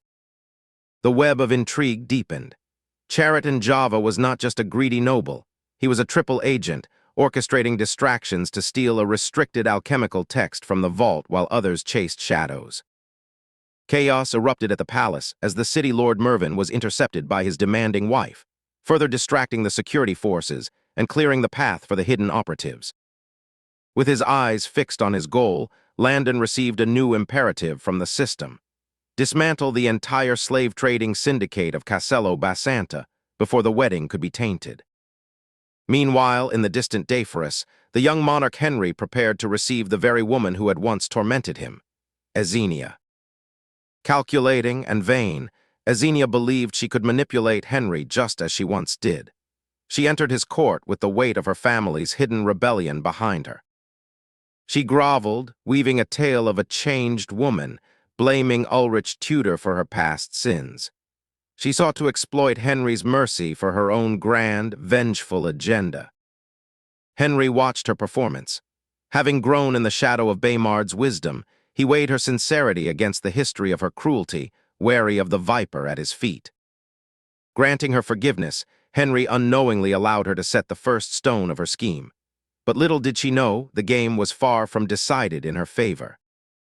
Time slips away like water, and while the world remains oblivious, the gears of change turn in Baymard. As Death and his elite unit traverse the impossibly smooth, tarred Shanks Road, they struggle to reconcile the sheer ingenuity of this place with the world they once knew. Baymard is no mere city. It is a vision of the future. The sight of sky trains and organized, pristine architecture leaves these hardened assassins shaken, forced to confront the reality that their old world's power is nothing compared to the secrets hidden within these walls. The transition from legendary Shadow Walker to disciplined soldier is brutal.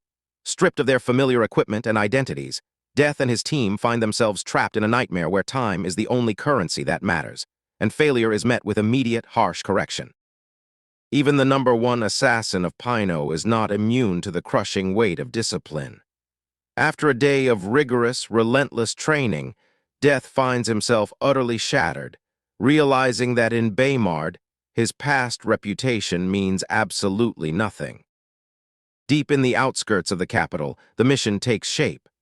Landon and Josh finalize their infiltration plans, knowing that beneath the drizzle and the forest silence, they are about to execute a rescue that will change the fate of the Dafferan Empire. The palace is a nest of secrets, and the slaves are the ones who suffer in silence. Our team, disguised as peasants, slips through the cracks, observing the desperate living conditions that underline the cruelty of Alexander's regime. Paula, a woman of strength defined by 16 years of suffering, is led like an animal to the butcher. Yet behind the fear, a fire burns, not for her own life, but for the granddaughter whose future hangs in the balance.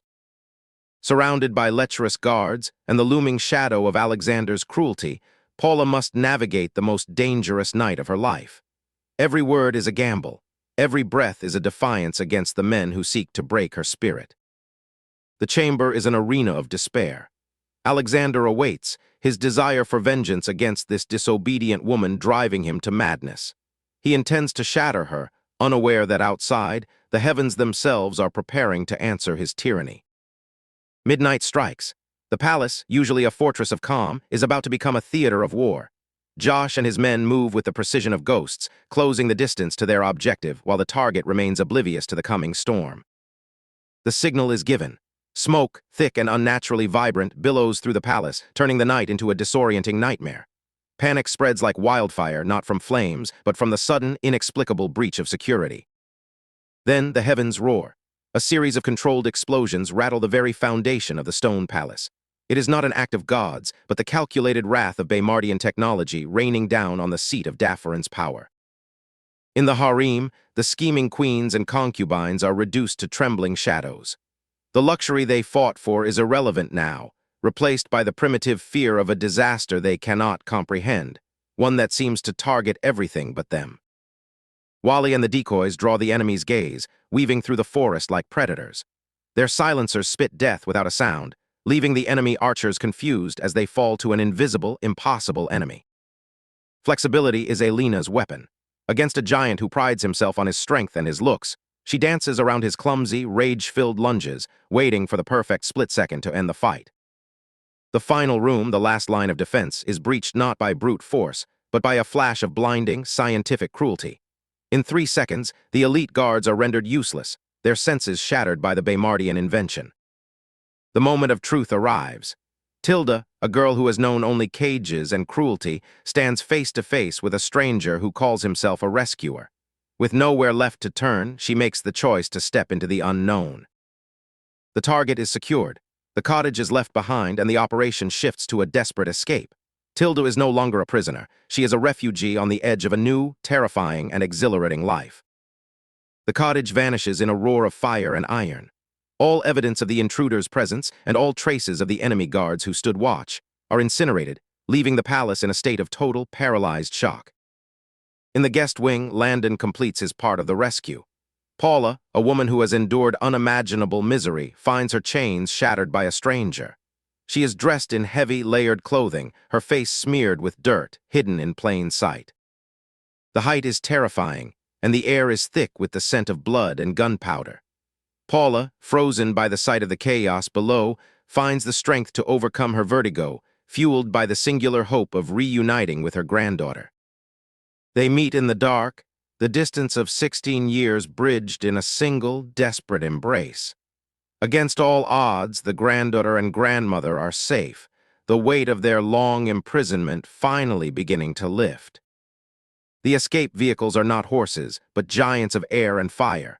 Paula and Tilda, staring up at the balloons, see them not as machines, but as vessels of magic. The transition from their world of stone and pain to one of sky and fire has begun. As the balloons rise into the cool morning air, Tilda clings to a magazine, seeing the name Baymard written in bold. The dreams she once dismissed now crystallize into reality. She is finally free, and her journey to the light has only just started. In a world where the impossible becomes reality, Landon, a man reincarnated from Earth, has brought the wonders of modern invention to the kingdom of Baymard. Today marks a turning point as he leads a daring escape, taking to the skies in hot air balloons to outpace his enemies. For Tilda and Paula, the experience is nothing short of miraculous. As they ascend into the clouds, the terror of their flight is quickly replaced by an adrenaline-fueled sense of freedom that challenges everything they once believed about humanity's limits. High above the earth, the journey continues with unexpected delights. Elena introduces the bewildered duo to the simple yet revolutionary snacks of Baymard, bridging the gap between two worlds through the universal language of food. Landon watches the horizon, his mind occupied by the logistical precision of their escape. Home is close, and he is determined to reach the safety of Baymard before the night closes in, leaving his adversaries far behind in the dust of the past. Back in the heart of Baymard, the political storm is brewing. Council leader Gillard, A man blinded by ancient dogma watches the thriving city with envy and hatred, already plotting to dismantle the progress brought by his rivals. The day of the great meeting has arrived. Queen Lucy stands firm against the chauvinistic venom of the Ralned Council, spearheading a movement that seeks to redefine the roles of women and challenge the barbaric traditions of the past. Gillard takes to the floor, weaving a narrative of fear and superstition. He links the natural biological cycles of women to divine punishment, hoping to sway the public by blaming Baymard for the spreading plague. In the face of pure prejudice, Dr. Jerson rises to defend the truth.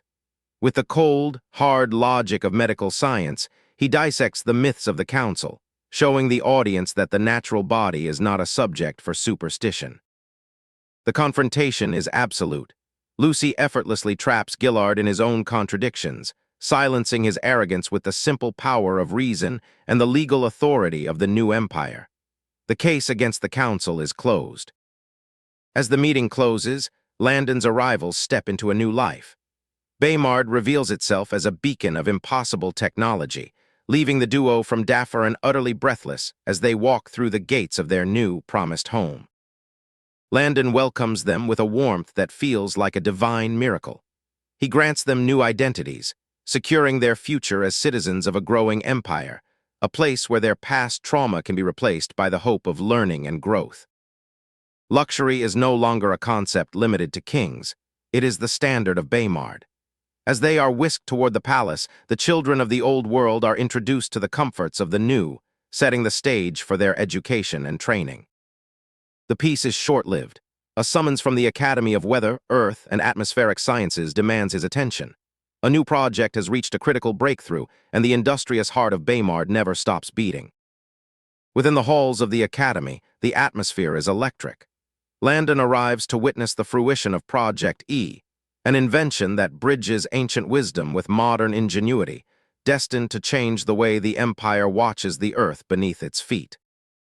The Hangal seismograph is revealed.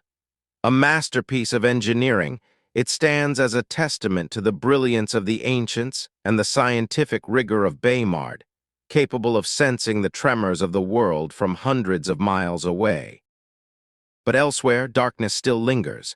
In the Empire of Czar, a mysterious virus has turned towns into graveyards, leaving the population to wither in the cold. It is a race against the biting winter winds, and the survival of the people hangs in the balance. Baymard's medical team arrives under the shroud of heavy rain. They do not come with prayers, but with science, determined to isolate the pathogen, create a cure, and pull the people of Czar back from the brink of extinction.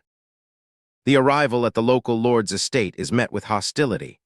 Ivo, the tyrant of the town, fears the witch he believes has come to curse them, unaware that the visitors are his only salvation against the plague ravaging his lands. James stands his ground, his voice projected through technological aid to the fearful guards above. He seeks peace and cooperation, knowing that the battle ahead is not against the town's lord, but against the silent, deadly killer stalking the streets. Ivo's greed proves greater than his fear. Seeing the wonder of Baymardian engineering, he invites the strangers in, blinded by the hope that he can seize their secrets for his own petty ambitions, unaware of the tactical trap he is falling into. The Baymardians enter the lion's den, their vehicles becoming mobile surveillance hubs. Every word whispered by the tyrant is recorded, every move watched by invisible technology. The hunters have become the hunted. Unknown to all, Landon himself has arrived. Moving like a ghost through the rain, he collects the data required to synthesize a vaccine, acting as the silent guardian who will ensure the survival of those who do not even know he exists. Months pass and the empire grows. The virus is contained, treaties are signed, and Baymard expands its influence, unifying the fractured empires of the world under a banner of progress and peace. With every signature, the map changes.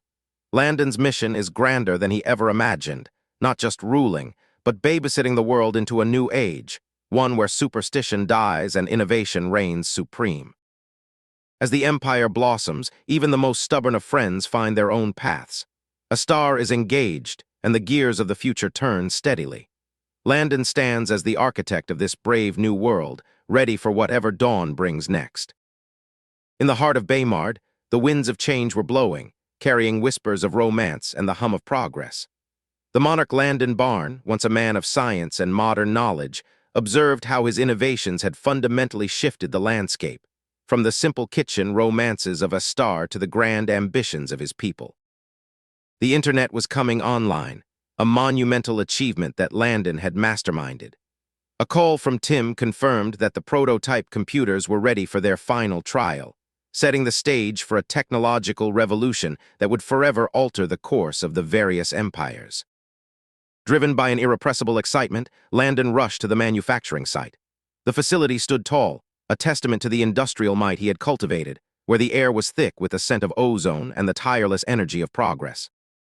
Tim, vibrating with pure adrenaline, greeted Landon like a mad scientist witnessing his greatest breakthrough. The internet was no longer a dream. It was a functioning reality, and the computers were the heartbeat of this new digital world. The inspection began in a high-security zone. The circuit diagrams, complex and intricate, were projected like city plans, representing the very foundation of the computer systems that would soon link the entire nation. The ministers, though initially skeptical of the seemingly redundant designs and complex layouts, were slowly being ushered into the world of microchips and silicon wafers, a clean process far surpassing the standards of any medical theater.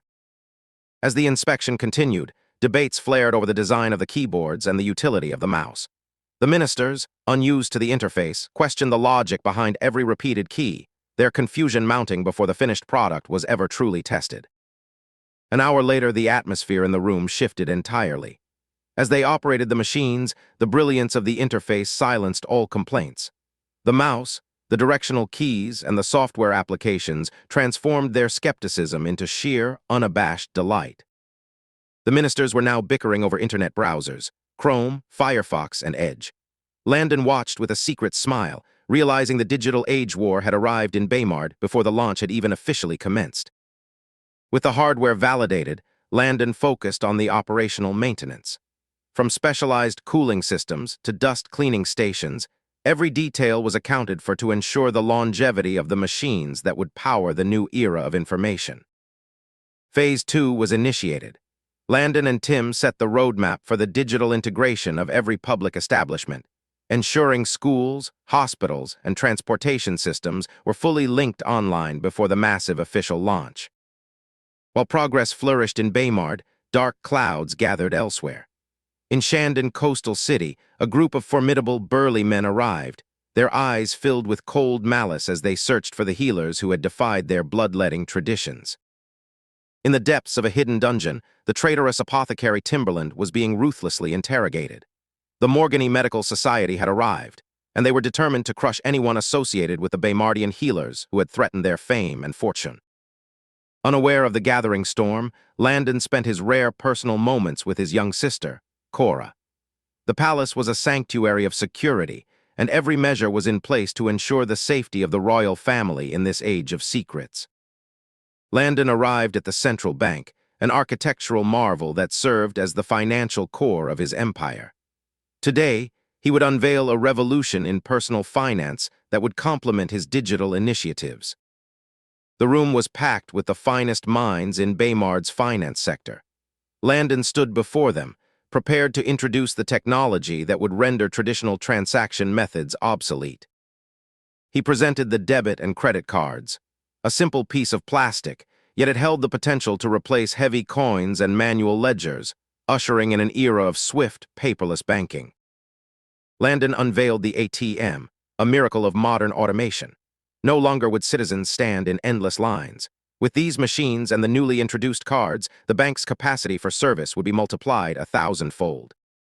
He demonstrated the ease of use: deposit, withdraw, check balance, and transfer. The room erupted in silent amazement. This was not just a convenience, it was a fundamental shift in how people would interact with their own wealth. But he wasn't done. He pulled out a point-of-sale terminal, the final piece of the retail puzzle. From taxi drivers to grand restaurants, these machines would allow for card transactions everywhere, effectively decentralizing the bank itself.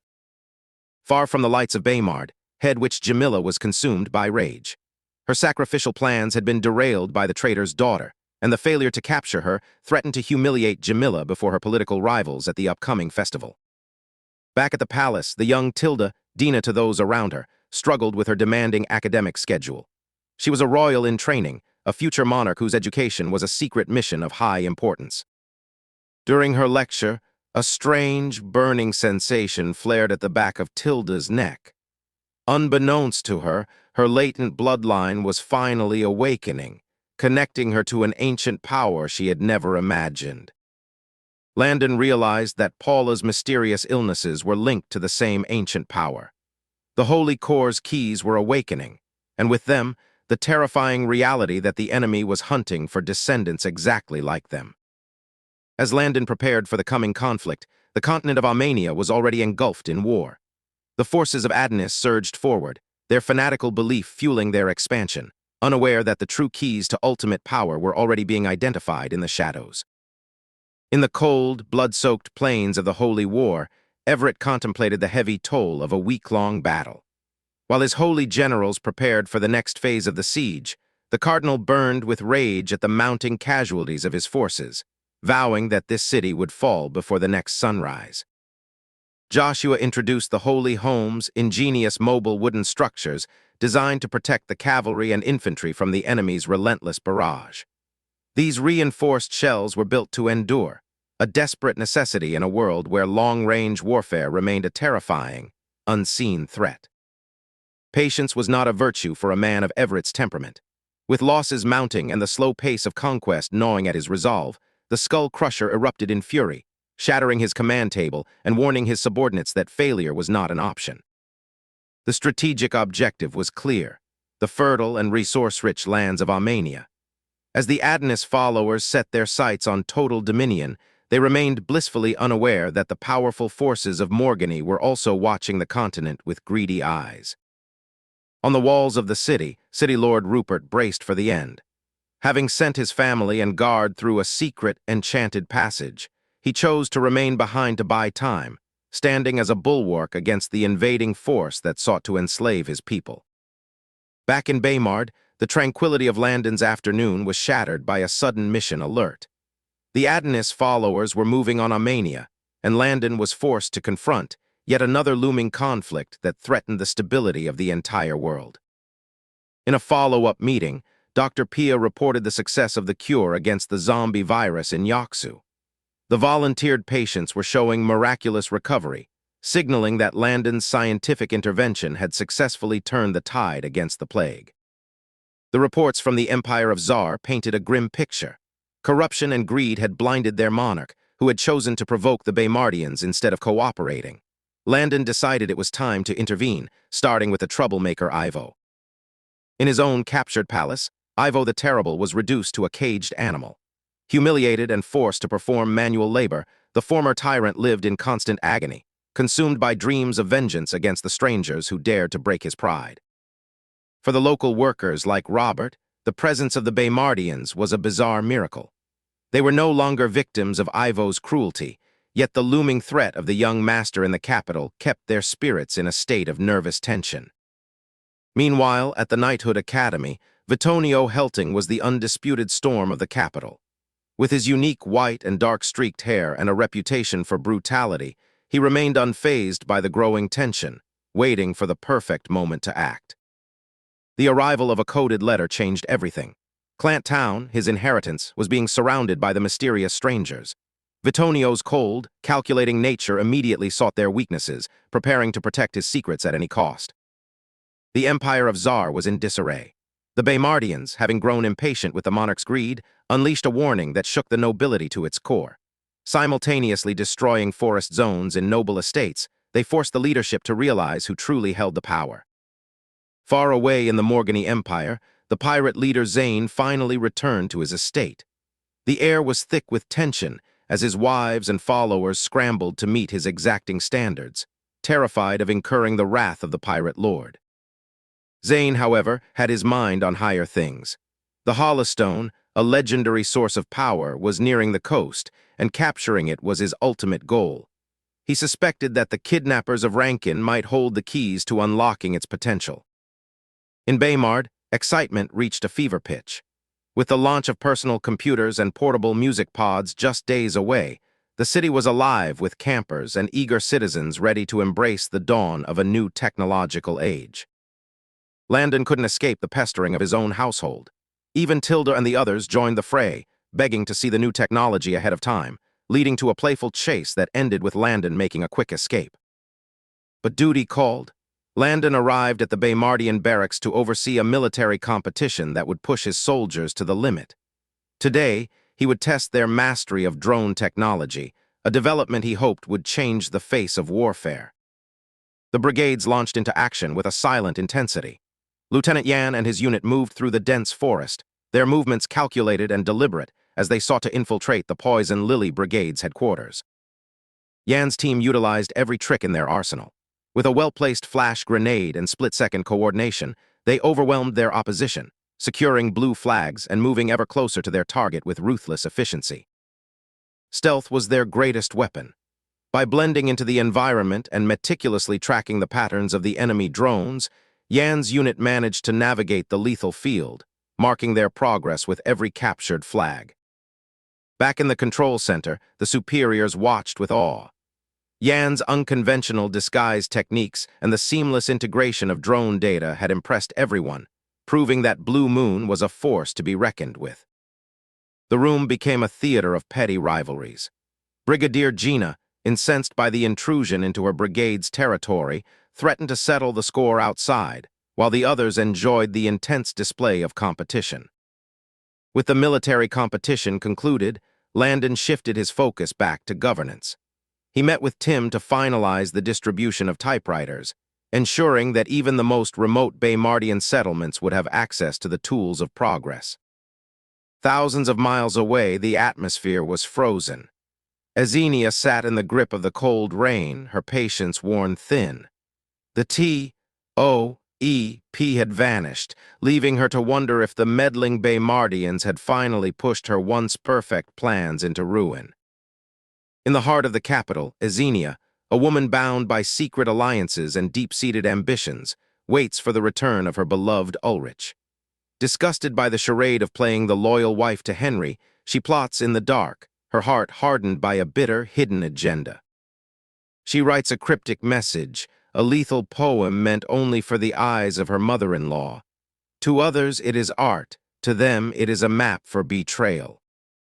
In Baymard, the night brings a transformation of the city. Old Balu, a seasoned merchant from Tariq, gazes upon the shimmering lights of the capital with a wonder he has not felt in years. His wife, Diandra, sees a side of him she thought was lost to the harshness of business. A mortal man, vulnerable and alive. Tonight they rest, unaware that tomorrow brings a battle of retail. The dawn brings a feverish energy to the capital. Families arm themselves not for war with steel, but for the conquest of technology. Computers and music pods await the victors. The stores open, and the atmosphere becomes charged with tension. Diandra, ever prepared, leads her husband into the fray, his confusion masking the quiet pride she feels for their shared endeavor. The battle commences. A surge of humanity crashes through the gates, leaving the store manager, a man in white, looking more like a sacrificial lamb than a clerk. Balu is no longer the stoic businessman. He is a warrior in the Isles, wrestling with others for the coveted technology, his dignity long abandoned in favor of victory. Success, the prize is secured. Balu feels a surge of youthful adrenaline, a rare bond forming between him and his wife as they emerge from the chaos of the Isles. Back at the hotel, the real work begins. Like scientists handling forbidden alchemy, they gingerly piece together the monitor, CPU, and mouse, every click of a cable feeling like a milestone. A soft blue light fills the room. It works. The couple watches in pure, unadulterated shock as the machine breathes life, their laughter filling the small hotel space. While the world discovers the internet, Landon keeps a watchful eye on the young ones. Strict rules apply. This is a house of discipline, and even the most addictive game must pause for lunch. The system confirms the mission is complete. Landon sits in his chair, spinning with relief. The rewards are vast, aerospace technology and medical advancements now at his fingertips. In Vainida, the tension rises. Sebastian Barn, an aristocrat with looks that curse him with constant unwanted attention, plots the next move in his long, cold game. A scarlet message arrives. It is the order he has waited for. The envoy has arrived in Arcadina, and the pieces are moving perfectly into place for his ascension. Preparation is key. Landon gathers his most capable wardens, Samantha and Mitchen, to brief them on the perilous missions ahead. The air in the hall is thick with expectation. Warden Samantha, an ice queen of the prison wards, stands ready. She and Mitchen are a force of nature, their rivalry and strength serving as the backbone for the upcoming infiltration. The hall is silent. General Sulian takes the podium. The mission ranks S, SS, SSS, and the deadly platinum are unveiled, sending a ripple of apprehension through the crowd. The target is identified. The platinum mission is a suicide endeavor into the heart of Ashenara. Landon knows they are fighting not just men, but geography itself. In Zol, Gregory Gould prepares his own destiny. The future monarch of Titarian, a blessed soul among wolves, proves his worth in a brutal test of survival. The trial is done. Gregory returns to the capital, his eyes full of both the innocence of a boy and the weight of a man. His coronation approaches, and he does not yet know the storm heading his way. His uncle Cletus remains a barking dog in the distance, waiting for a chance to strike. But Gregory, surrounded by loyal men, is already stepping into his role as a king. The wheels of fate turn. Landon readies his men for the drop-in. Every detail is accounted for, every disguise practiced. The mission to save the boy of nature has begun. Across the border, the shadows lengthen. Landon Barn, fueled by arrogance and the support of the mysterious T.O.E.P., prepares to plunge Arcadina into further darkness. The stage is set. From the snowy peaks of Zol to the political pits of Ashenara, the pieces move across the board. The era of chaos is upon them, and the Baymardians are ready for war. In a world rife with turbulence, the city of Baymard hums with life. As the first week of June brings the promise of summer, dock manager Levy navigates the bustling port district, his life a steady rhythm of commerce and progress in the thriving empire. Each day, the docks are alive with the sounds of industry. Levy is greeted by his hardworking team, a testament to how far this commercial hub has come under its visionary leaders. With important meetings with foreign representatives looming, Levy rushes to the newly established site IE-78, his heart racing with the weight of state business. The meeting goes smoothly, but the intensity of representing Baymard keeps Levy on edge. The exchange of goods is vital to the empire's diplomacy. Back in the warehouse, the work turns into an adventure. Strange items from the far corners of the world keep Levy guessing, fueling his love for his life and the empire. In the royal wing, Landon finds a rare moment of peace, but his wife Lucy is a whirlwind of activity. Their grand, multi-storied home is a sanctuary, but today it feels like a pressure cooker. Landon reflects on his life and the stresses of his role as monarch. Even with the luxury of modern technology, the anticipation of guests keeps him from the rest he truly craves. Finally, the royal couple is ready to receive their guests. The air of the palace is charged with expectation as they head toward the arrival site. The port is a symphony of activity. Among the arriving crowds, Mildred and Astar, the young royals of Tariq, arrive, their hearts filled with excitement at seeing the great city of Baymard. The guards struggle to keep up, their sanity tested by the royal couple's strange way of measuring travel time in spicy snacks and soda cans. The reunion is heartwarming. Lucy embraces Mildred, a girl she has grown fond of, as the two empires celebrate their growing friendship. While the capital celebrates, darkness stirs in the corners. Two mysterious men have arrived, their true intentions hidden behind the guise of simple tourists. In her new guest room, Mildred finds heaven on earth. The advanced amenities and a fridge full of her favorite snacks turn her into a joyful adventurer. The night passes in a blur of restless study and anticipation. Tomorrow, the entrance examination will decide her fate as a chef in this extraordinary empire. Dawn breaks, and the gates to the academy open like the entrance to the heavens themselves. Thousands of candidates from across the empire stand ready for their moment of truth. The atmosphere is suffocatingly tense. Mildred remains calm, her eyes sharp as she observes the competition, waiting for the signal to begin. In the midst of the tension, Mildred meets Akaru. They bond quickly, a small island of calm in a sea of nervous, ambitious candidates. The examination begins with chaos. Candidates scramble for fresh produce, realizing that the competition is far more brutal than they had imagined. Landon and Astar oversee the chaos from the podium. The pressure is mounting as examiners ruthlessly disqualify those who fail the basic safety and preparation protocols. Mildred's movements are fluid and precise. She works with a level of calm and clarity that sets her apart from the panicked candidates around her. Time is running out. With every passing second, the pressure of the 5-hour limit weighs on the chefs. Mildred pushes through, basting her fish to perfection. The bell rings, ending the ordeal. Silence falls over the field as the examiners begin the final round of evaluations. The moment of truth arrives. The examiners taste her dish, their expressions shifting from doubt to genuine, wide-eyed appreciation. Meanwhile, in Corona, Santa finds himself surrounded by the vibrant energy of the new street food market, his natural cheer bringing a smile to everyone he encounters. Despite his charm, Santa's antics force his loyal guards to take drastic measures to ensure he arrives on time for the critical airport project launch. At the Grand Estate, Penelope reveals the future of travel. The airport project, a bold partnership, promises to link the skies as effectively as the seas. Under the cover of night, the two spies attempt another infiltration, but their path is blocked by the formidable security dogs, their eyes glowing like predatory embers. In the chaos, the spies orchestrate a collision between the guard dogs and the wild boars, a desperate diversion to secure their own escape from the watchful eyes of Baymard. In the untamed wilderness of the outskirts, Sergeant Bullseye, a dog of immense tactical wit, leads his canine squad against the rampaging, stone-skinned boars.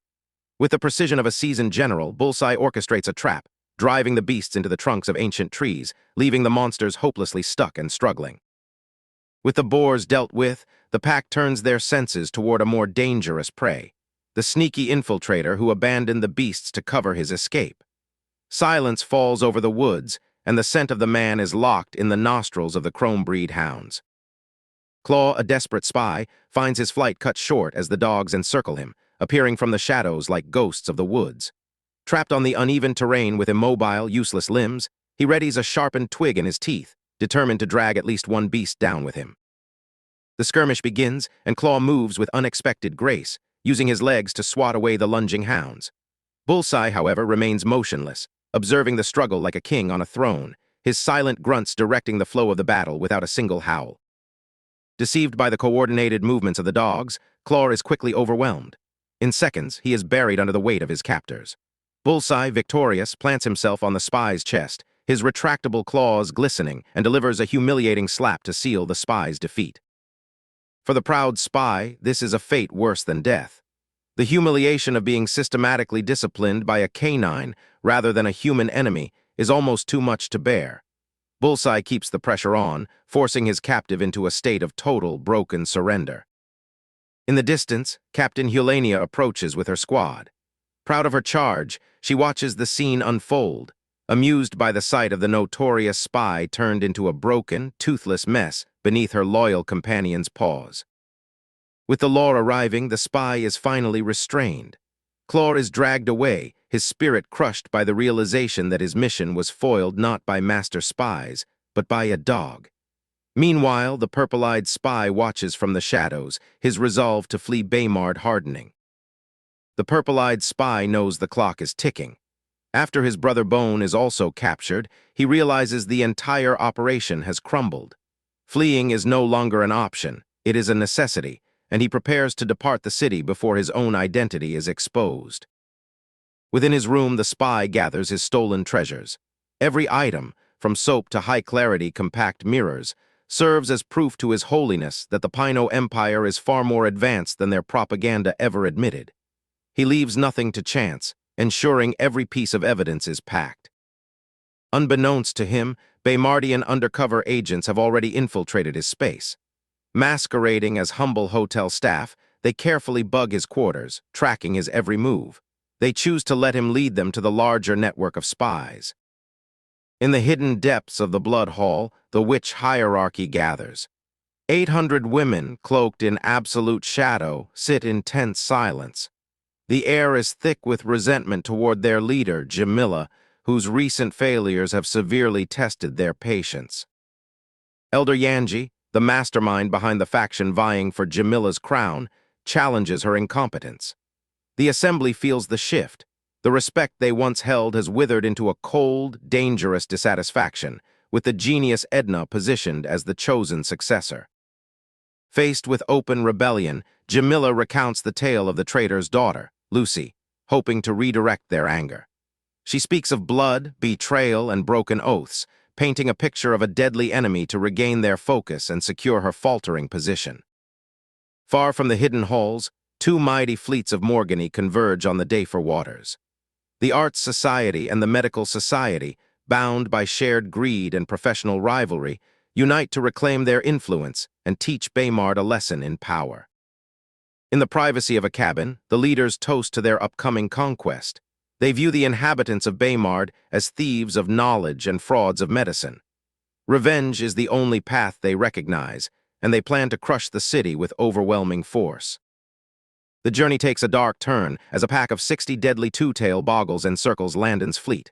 These creatures are the terrors of the deep, known to crush hulls as if they were made of parchment. With death imminent, Landon gives the order to open fire. The ship's defenses scream to life. A young operator, Sinju, trembling with his first real combat stress, locks onto the targets, launching Omega missiles into the churning water. Lucy stands her ground on deck, her precision unmatched. She maneuvers the heavy launcher with ease, delivering a critical blow to the monster's mouth. The creature collapses, its lifeless body sinking into the depths, but the swarm remains relentless. Realizing the ships are at risk of being capsized, Landon takes the ultimate gamble. He plunges into the abyss, choosing to fight the monsters in their own territory rather than see his crew pulled into the darkness. In the crushing depths, Landon becomes a force of nature. His raw, superhuman strength shatters the boggle's defenses. He punches and kicks with such intensity that the monsters, stunned by his power, are forced to retreat from the ships. The threat is neutralized. Landon emerges from the water, his presence commanding the absolute loyalty of those he leads. The battle was a test, and they have proven their resilience in the face of the sea's most terrifying hunters. Though victorious, the tension between Landon and Lucy remains. The risk he took has shaken her, sparking a brief, private confrontation in their quarters. But the love that binds them is deeper than any battle, and they quickly find their way back to each other. Meanwhile, in Dayfor, King Henry prepares for a crusade of his own. Facing a city riddled with opposition, he plans to purge the treacherous elements of Whitepold. He is no longer the naive monarch they expect. He is a king ready to wage war. Unaware of Henry's traps, a traitor among his ranks prepares to leak their plans. The scout sneaks out of the camp under the cover of night, moving silently toward Whitepold to betray his king, blissfully ignorant that he is walking straight into a snare. The night is long and the trap is set. As the traitor vanishes into the darkness, he thinks he has succeeded, but Henry watches from his tent, ready to strike. The stage is set for a brutal, bloody conflict to reclaim the crown. The lone guard moved with the silence of a ghost through the dense forest, believing his mission to be secret and secure. But as he cleared a fallen log, fate betrayed him.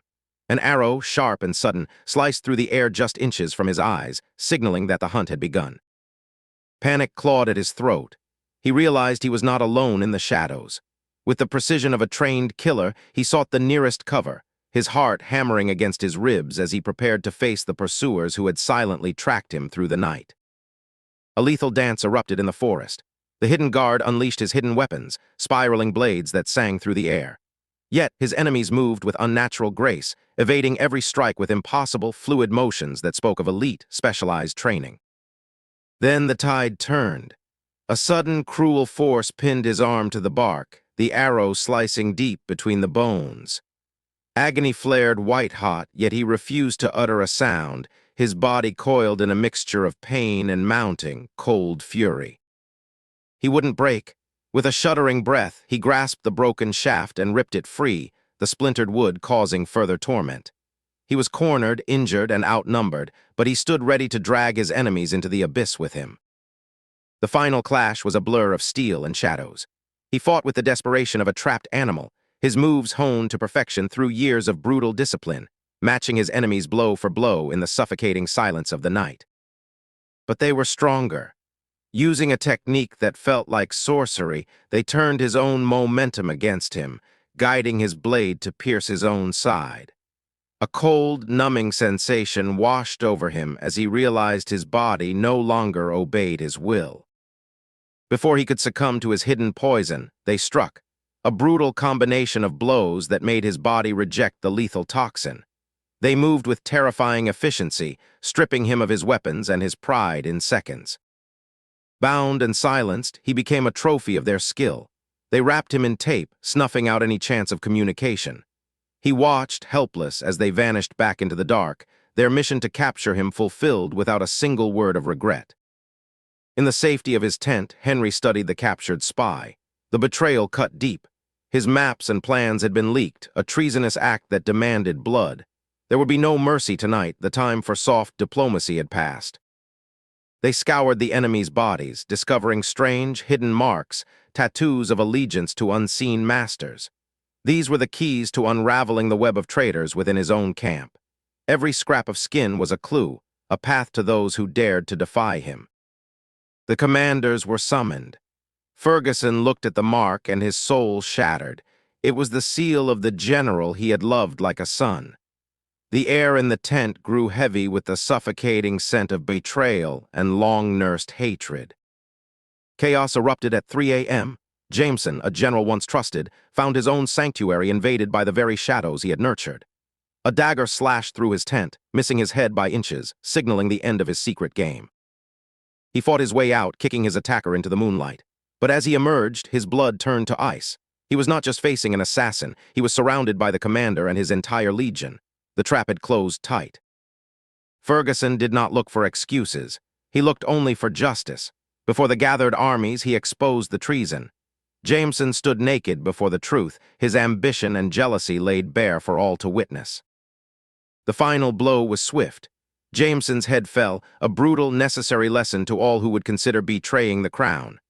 Silence followed, a heavy, suffocating blanket over the camp, as the cost of treason was paid in blood. Far from the war in Baymard, Mosby clutched a newspaper in despair. Years of hardship and regret on foreign shores weighed on him. He had sought greatness abroad, only to return to a home that had transformed into a paradise in his absence. He watched as the massive buses rolled in, his mouth agape at the impossible speed and design of the machines. His son, Nicholas, stood by, amused by his father's childlike wonder, as the old merchant realized how much the world had passed him by. The journey to the capital was a revelation. Every detail, from the soft seats to the pamphlets on safety and tourism, whispered of a new, advanced civilization. He was safe, he was comfortable, and he was finally heading home. As the bus breached the capital walls, Mosby felt like he had crossed into a realm of gods. The construction, the efficiency, it defied every law he knew of the medieval world. He was a man out of time, witnessing the future. The calm before the storm. Landon watched the horizon, his fleet entering Tartarian waters. The air was thick with the scent of sea salt and anticipation. The mission was dangerous, S, and the fate of an empire rested in his hands. He spoke to his soldiers, his voice a steady anchor for the rising panic. They were elite, chosen for their potential, and Landon reminded them of their duty. Save the target, protect the innocent, and ensure Tartarian's future. Discipline was their greatest weapon. K9 units, fully armored and trained, took their places without a bark. Every gear was checked, every plan rehearsed. They were ready to march into the unknown, their loyalty a testament to the order they upheld. Even heroes needed a moment to breathe. Landon and Lucy shared a look, a silent vow between partners facing the fire. It was a fleeting anchor in a sea of war, a reminder of why they fought and the love that kept them grounded. The fleet reached Dario. The sight of the metal behemoths broke the city's peace, turning the docks into a frenzy of chaos. Locals scrambled, thinking of mythological monsters, oblivious to the fact that the future had arrived at their shores. Watching from the shadows, Mr. M felt his soul burn with jealousy. The ships were a masterpiece of power and engineering. He did not care for diplomacy, he only saw his own rise to glory and the wealth that could be plundered. City Lord Zeno faced the stranger with defensive steel. But when Landon stepped from the vehicle, the air changed. A secret document, a whisper of the Crown Prince, the defensive stance of the locals wavered, replaced by curiosity and caution. They left the city as quickly as they had arrived, disappearing into the winding hills toward the capital. The seed of doubt and greed was planted, the hunt had begun, and the fate of Tatarian had irrevocably shifted beneath the wheels of their metal machines. In the heart of the Hilter estate, a mysterious hooded figure known as Espar prepares for his summons. His exotic, mixed heritage marks him as an outsider, yet he moves with the practiced discipline of one serving a terrifying master. Espar enters the inner sanctum of the Lord of Tea. O.E.P. Mushu. The room, dripping with opulence, hides the dangerous machinations of a man who plays with the lives of kings and princes as if they were mere game pieces. The conspiracy deepens. Mushu demands an update on the arrival of Murdoch's assassins. Their mission is clear. The Crown Prince must die, and with him his support system to pave the way for a puppet ruler. Meanwhile, in the royal capital, young Prince Gregory Ghoul struggles with the weight of leadership.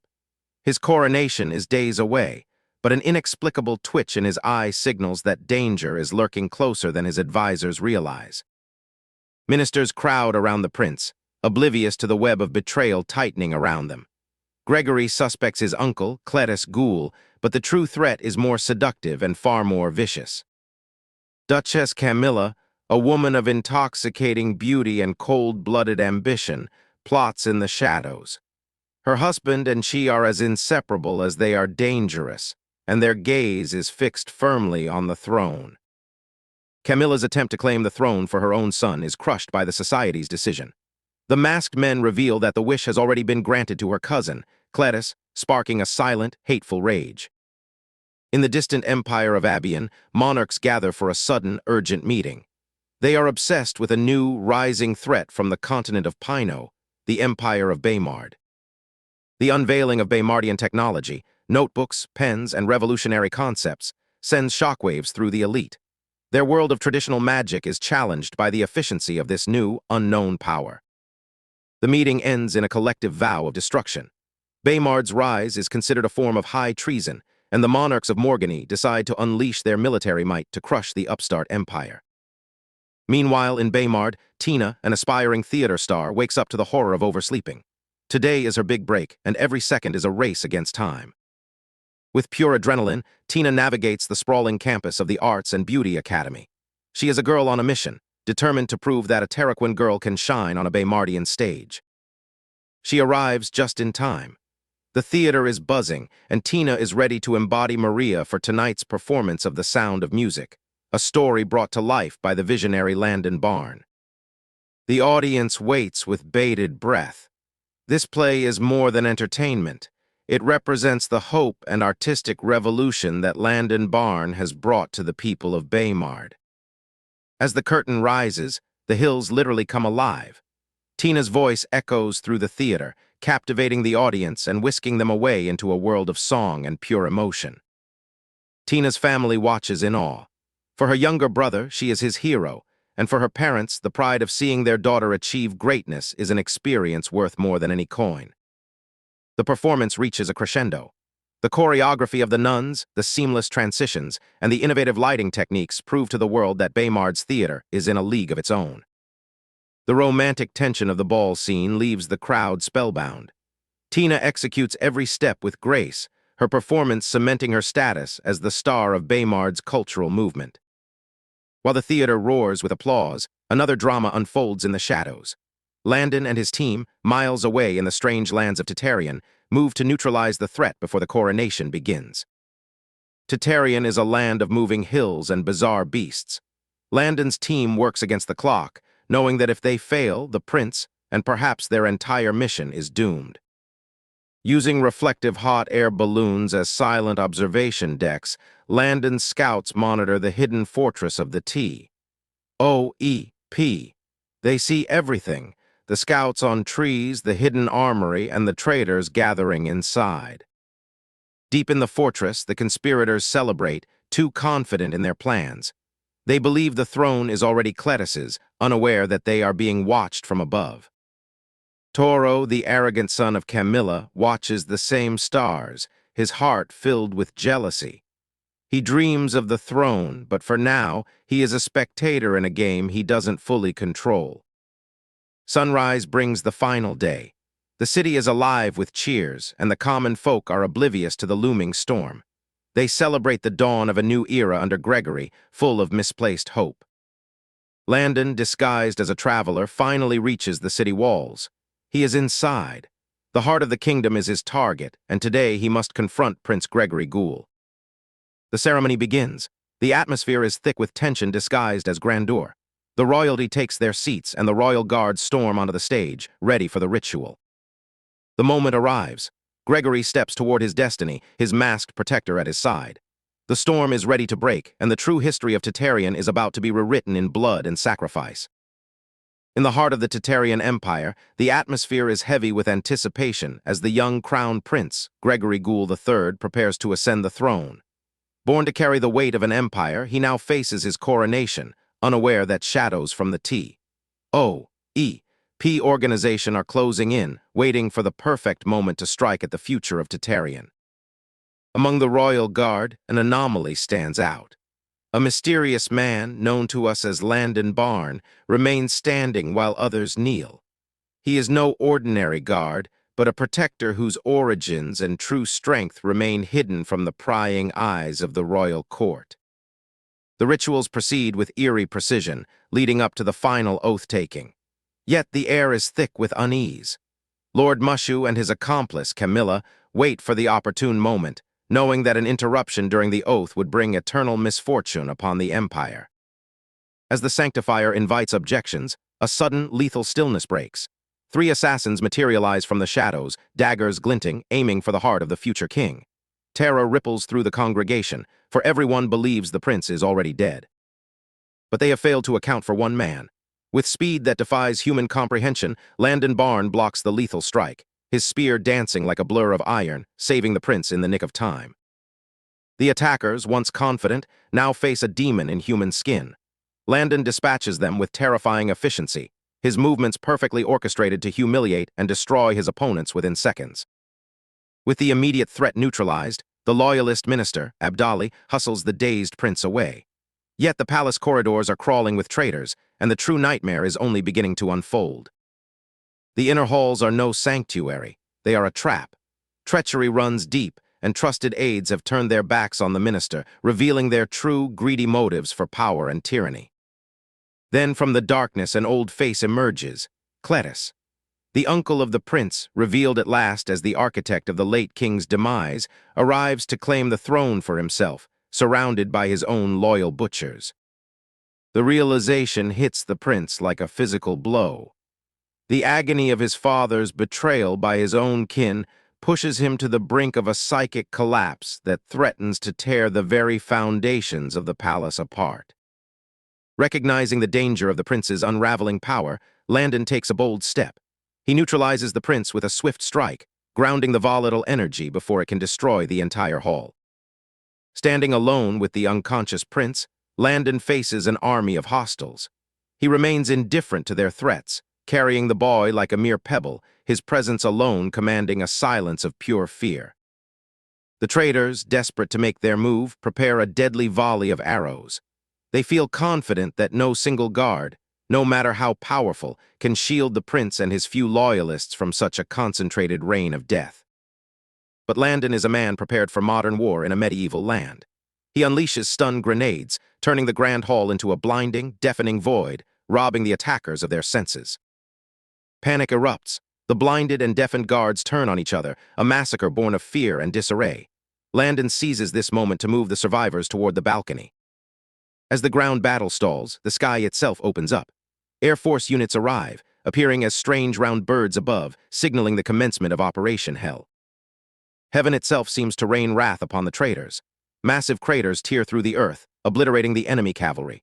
The palace guards below, seeing this devastation, bow in terror, believing it a divine sign of Gregory's legitimacy. The battle rages for hours, but the tide has irrevocably turned. With the survivors secured, Landon unveils his identity, declaring himself the ruler of the prestigious empire of Baymard, leaving the Tartarian ministers in utter shock. In the safety of the grand banquet hall, the survivors are greeted by the marvels of Baymard. Scientific documents, precise timepieces, and detailed agendas lay before them, a glimpse of a world far more advanced than their own. Landon addresses the gathered leaders. He speaks not of conquest, but of a grand alliance, offering the Tartarian Empire a chance to rise above the cycle of war and poverty. The seeds of a new era are sown. Meanwhile, the desperate and shattered Cletus flees, led by a T.O.E.P. operative into the bowels of the palace, seeking escape through ancient, secret tunnels he never knew existed. The operative, intimately familiar with Morgane's secret intel, navigates the palace's hidden traps using an ancient folk song. The floor itself responds to the rhythm, revealing the path to the subterranean escape route. Just as the path opens, the inevitable arrives. Landon crashes through the wall, cutting off their escape. The battle for the fate of Tartarian reaches its climax in this lonely, high-floor office. Landon dominates the combat, his techniques refined and brutal. The skilled operative finds his usual repertoire of blade work countered and dismantled by Landon's overwhelming physical dominance.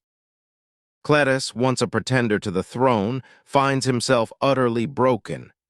His savior is now his judge, and his arrogance has been stripped away, leaving only a man facing the consequences of his treachery. As the war winds down, the aftermath brings a strange new sight. In the field hospitals, the traditional gender roles crumble as trained healers from Baymard work with focus and strength, earning the respect of the stunned Tartarian warriors. In the shadows, the remnants of the conspiracy gather. Fear replaces their ambition as they argue, realizing they have played themselves into a losing hand, and the storm of Baymard is far from over. The treaty is signed, cementing a future between Baymard and Tartarian.